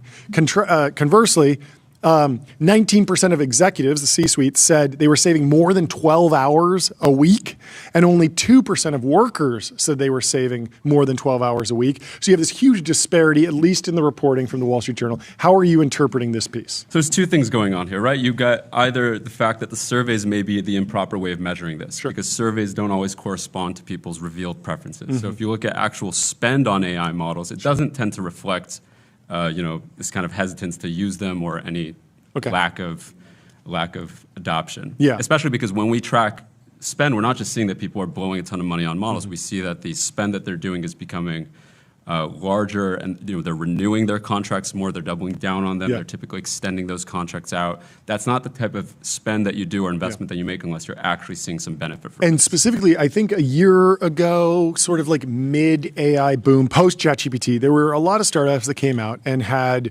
we're doing vertical AI for this, vertical AI for that, AI SaaS. And a lot of people saw the charts that went from 0 to $100 million in 12 months, 8 months, 2 months, 2 days. And people were wondering, is it going to be sticky? Are the venture capitalists going to get burned? Are these going to be flash in the pans? Are they going to get steamrolled? But from the data that you've pulled, it seems like a lot of these companies, probably not all of them, but a lot of them have become sticky. The spend has been recurring and it's growing. But tell me more about what you're saying. And well, that's the second part of why these surveys may not be the best way to measure this, is that this kind of adoption takes a long time to actually take place. We're still in our own tech bubble. So I just posted this data about Cursor and Anthropic today.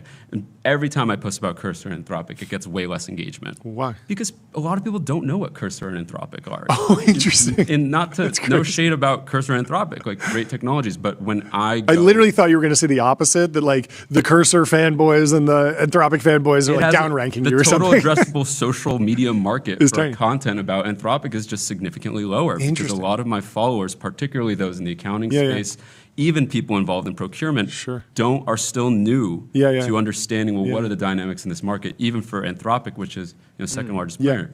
So Jordy had this thesis. We didn't really fully run the analysis, but I'd love to sync it up with what you're seeing, because he was saying that there's a vibe war on X about the hottest lab. Everyone over the break was obsessed with Cloud Code. And then Jordy was saying, like, let's try and marry that with what we're seeing in the App Store and look at where things are ranking. There's the discussion that's happening, but then you go back to the App Store and you see a very different picture. What stuck out to you about the vibes versus public perception in the consumer market, and then maybe we can marry that to what we're seeing in the Ramp data? Yeah, I mean that was really consumer. Mhm. Just because you have consumers on X just Mhm. saying this company's cooked, that Yes. company's cooked, and then you Yes. just look at like the actual reality in the charts, which shows acceleration, and it just shows that social media reactions in real time are not even actually driving like Yeah. macro Yeah. acceleration in the even downloads of different apps. Sure, Again, sure. That has less to do with enterprise. Yeah. And then what are you seeing in the spend data? A lot of those consumer trends start to reflect in business trends as well. Mhm. So in our data set, we see that OpenAI has the highest adoption rate amongst US businesses, approaching about 35%. And to be clear, only about 46% of businesses on our platform are paying for any AI model service at all. Yeah. So the vast majority of them are probably using I love OpenAI in the some way. 50% just being like horses. Yeah. Horses are actually fantastic. You don't have to put gas. Unpack You don't have to worry that. about gas. Is it that they're just not paying, but they're using free tiers? Is it that maybe they're paying, but on a personal basis, and the CEO is paying for a ChatGPT Pro subscription or Cloud Code or something, Yeah. and then when they go to work, they're not expensing it, so it's not showing up on a ramp card? There's a couple dynamics, again. Yeah. Like, we already get criticism for having a data set that's probably a little bit more tech forward than of course, other yeah. data sets. Yeah, And we're transparent about of that, course. and we think that's an important part of doing Yeah. this kind of research. At the same time, I think that we're likely underestimating AI adoption in some ways because we don't capture free usage. Yeah. We don't because we only see anything that's associated with ramp card spend. We Mhm. don't capture employees using their personal accounts. And then even when you do capture all that, well, where do you draw the line on what AI usage actually is? I mean, this is a big debate happening in the sort of AI economics research, particularly as far as how we're going to measure the labor market impact. Because the real question you want to answer is, are companies using AI? And then secondarily, how intensely are they using AI? Yeah. And it's very difficult to measure. You can't just use dollars to measure AI intensity, Yeah. right? Because the models are getting cheaper over time. Sure. So comparing those dollars spent over time is not going to be helpful to you as a researcher.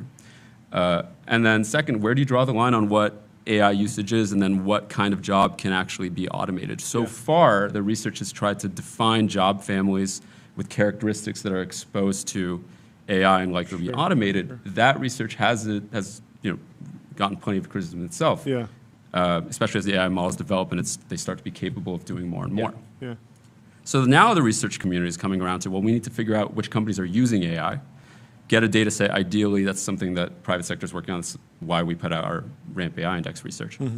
Tracks which businesses are using AI and spending on it in some meaningful way and how they're using it, and then ideally be able to marry that with payroll statistics and see, well, are there shifts happening in this part of the labor force or others? Yeah, the thing that is going to be like, I don't care if a CEO does a layoff and says like we're doing this because we're getting efficiency from AI. Yeah. Because the incentive is just to like blame it on AI efficiency instead of we overhired or business isn't growing as fast as we thought it was or all this stuff. Like, you actually want like to for the labor replacement kind of theories to be proven, you have to see somebody like actively switching spend from payroll to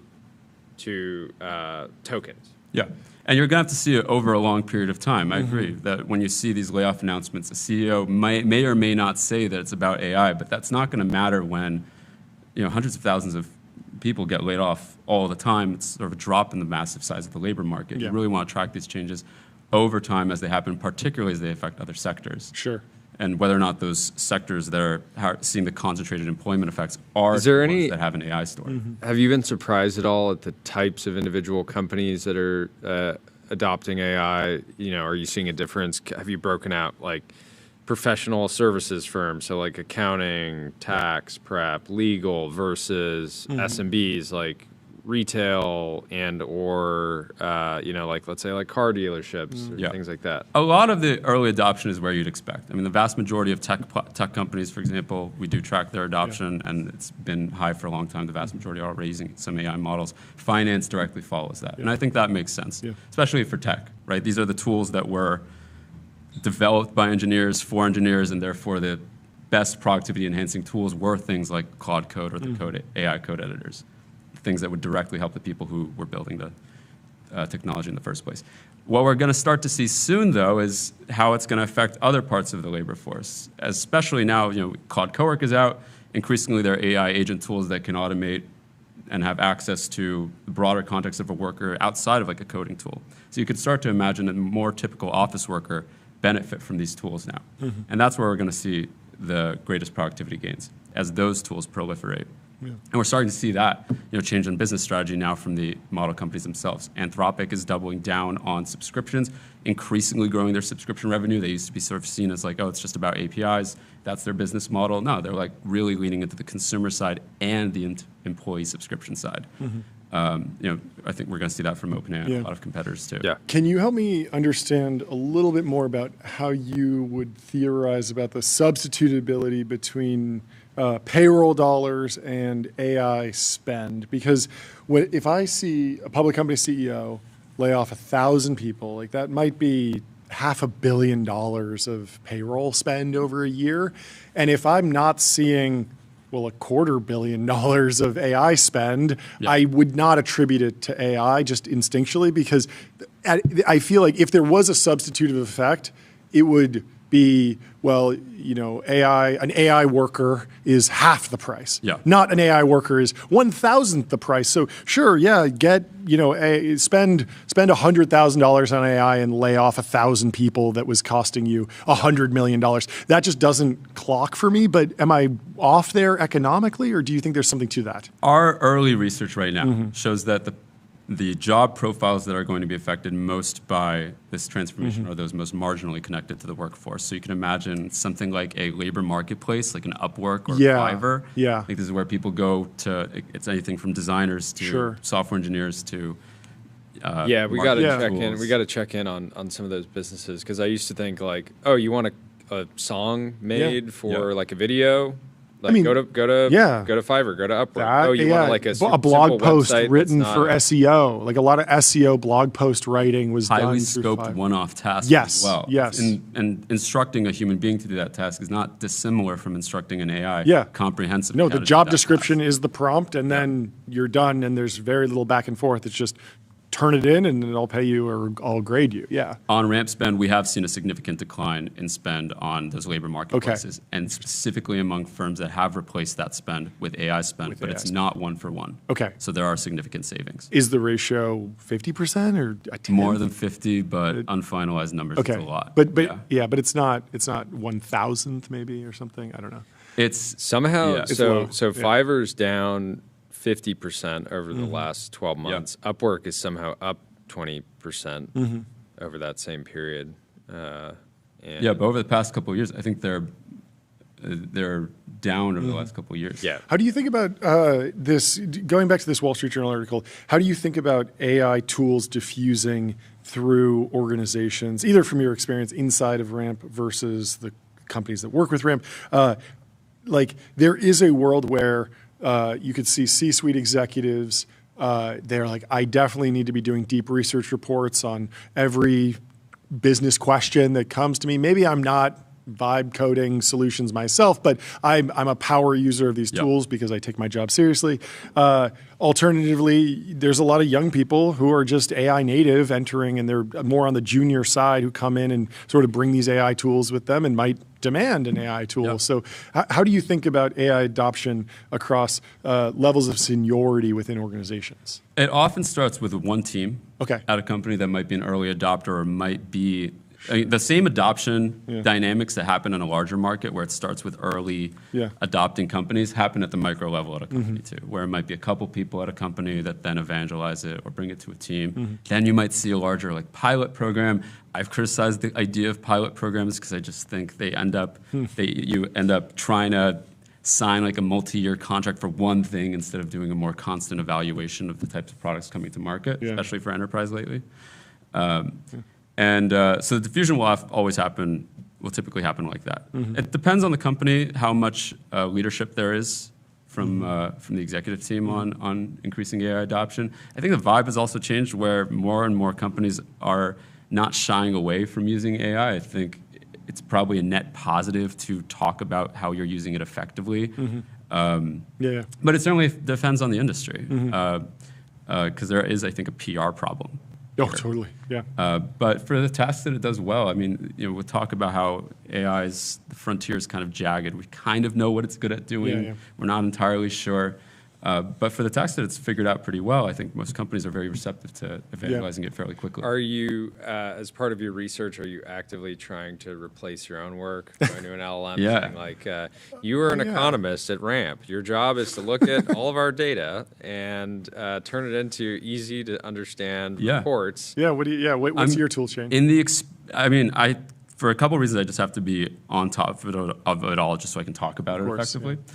But for the experimental early stage research process, they're so good. I mean, even a rudimentary aspect of most economic analysis is just doing like a seasonal adjustment on your data. Sure. And it's really just integrating a Python package. But there's a lot of different times where you might use this or that package. And if before you might have to write that code yourself to say, hey, do this seasonal adjustment.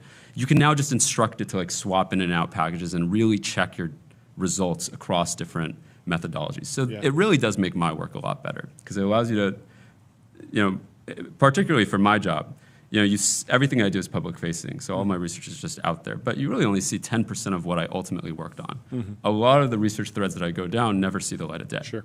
And so AI allows me to experiment a lot more, check a lot of different results faster, and ultimately get through the bad ideas more quickly so I can focus on the good ones. Do you think without AI, you would need like a bigger team in order to put out the amount of research that you put out? For sure, yeah.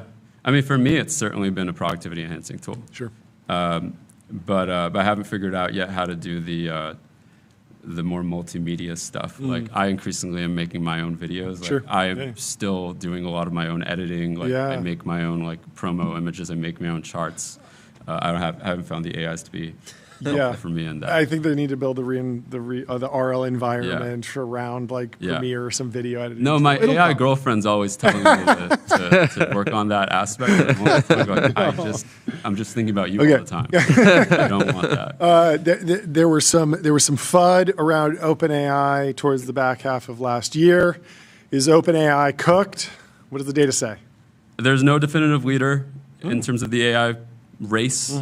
Market's changing really quickly. OpenAI has a distinct advantage as far as distribution. It's at the most businesses. Now, Google also has a distinct advantage because it integrates Gemini for free across all of Workspace. Sure. So in our data set, I think we likely undercount Gemini adoption. But OpenAI, just by nature of being kind of this consumer default, if you're a company that is going to make some early business investment in an AI model for your employees, it's kind of a no-brainer oftentimes to just go with, hey, what do you know about as a consumer and what do your employees know? Yeah. And so for that reason, OpenAI, I think, is in a very safe place. Cool. But it's a pretty tense race, and we have seen, particularly in the sort of product layer, large incumbents being losing a lot of market share very quickly to like a new entrant. GitHub Copilot a couple of years ago, that was pretty much the only AI code editor available for enterprise. 6 months later, Cursor comes down and it's at 50% market share. Wow.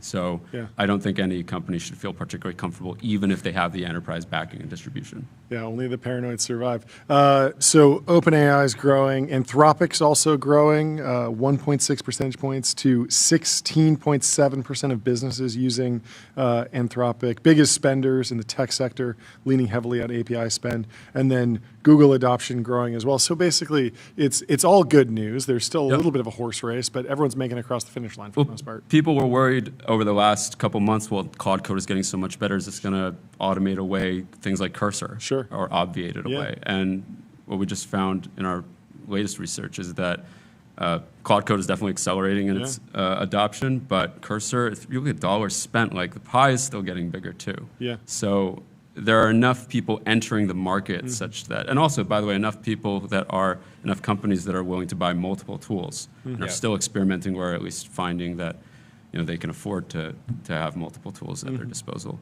So neither of them are losing revenues, and they still continue to grow. I imagine that as businesses scale, at a certain point, they want to go with an enterprise plan. They want a contract. They want billing.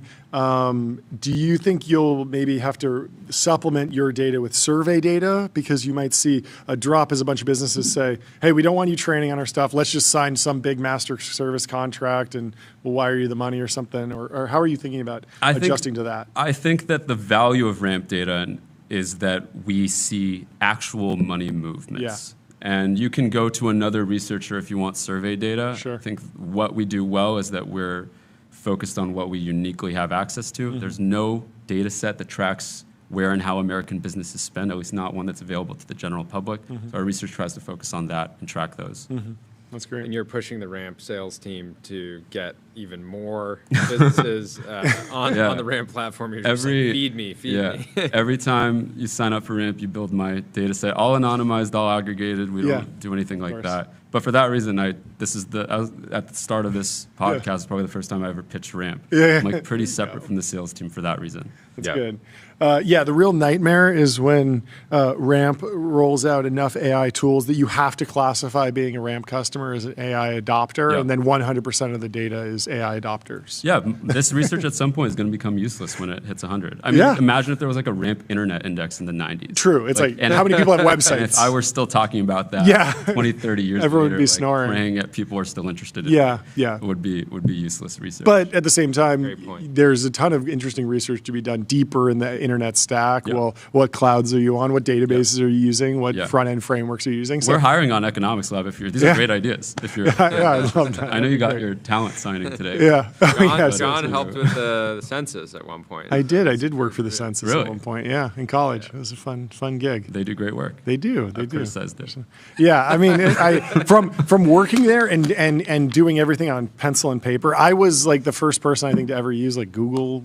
Oh, were you a door-to-door census taker? I was. No, he I was quickly worked his way up. So I was a manager of a unit that would re-interview people to make sure that the door-to-door census takers weren't like lying. Oh, wow. Because if you're a door-to-door census taker, you get paid $20 an hour. You just go up and you're saying, I have to walk to all these doors and say, I saw 3 people, I saw 4 people. But you could just write that and then just turn that in and not do the work. And so we would go reality check all the data.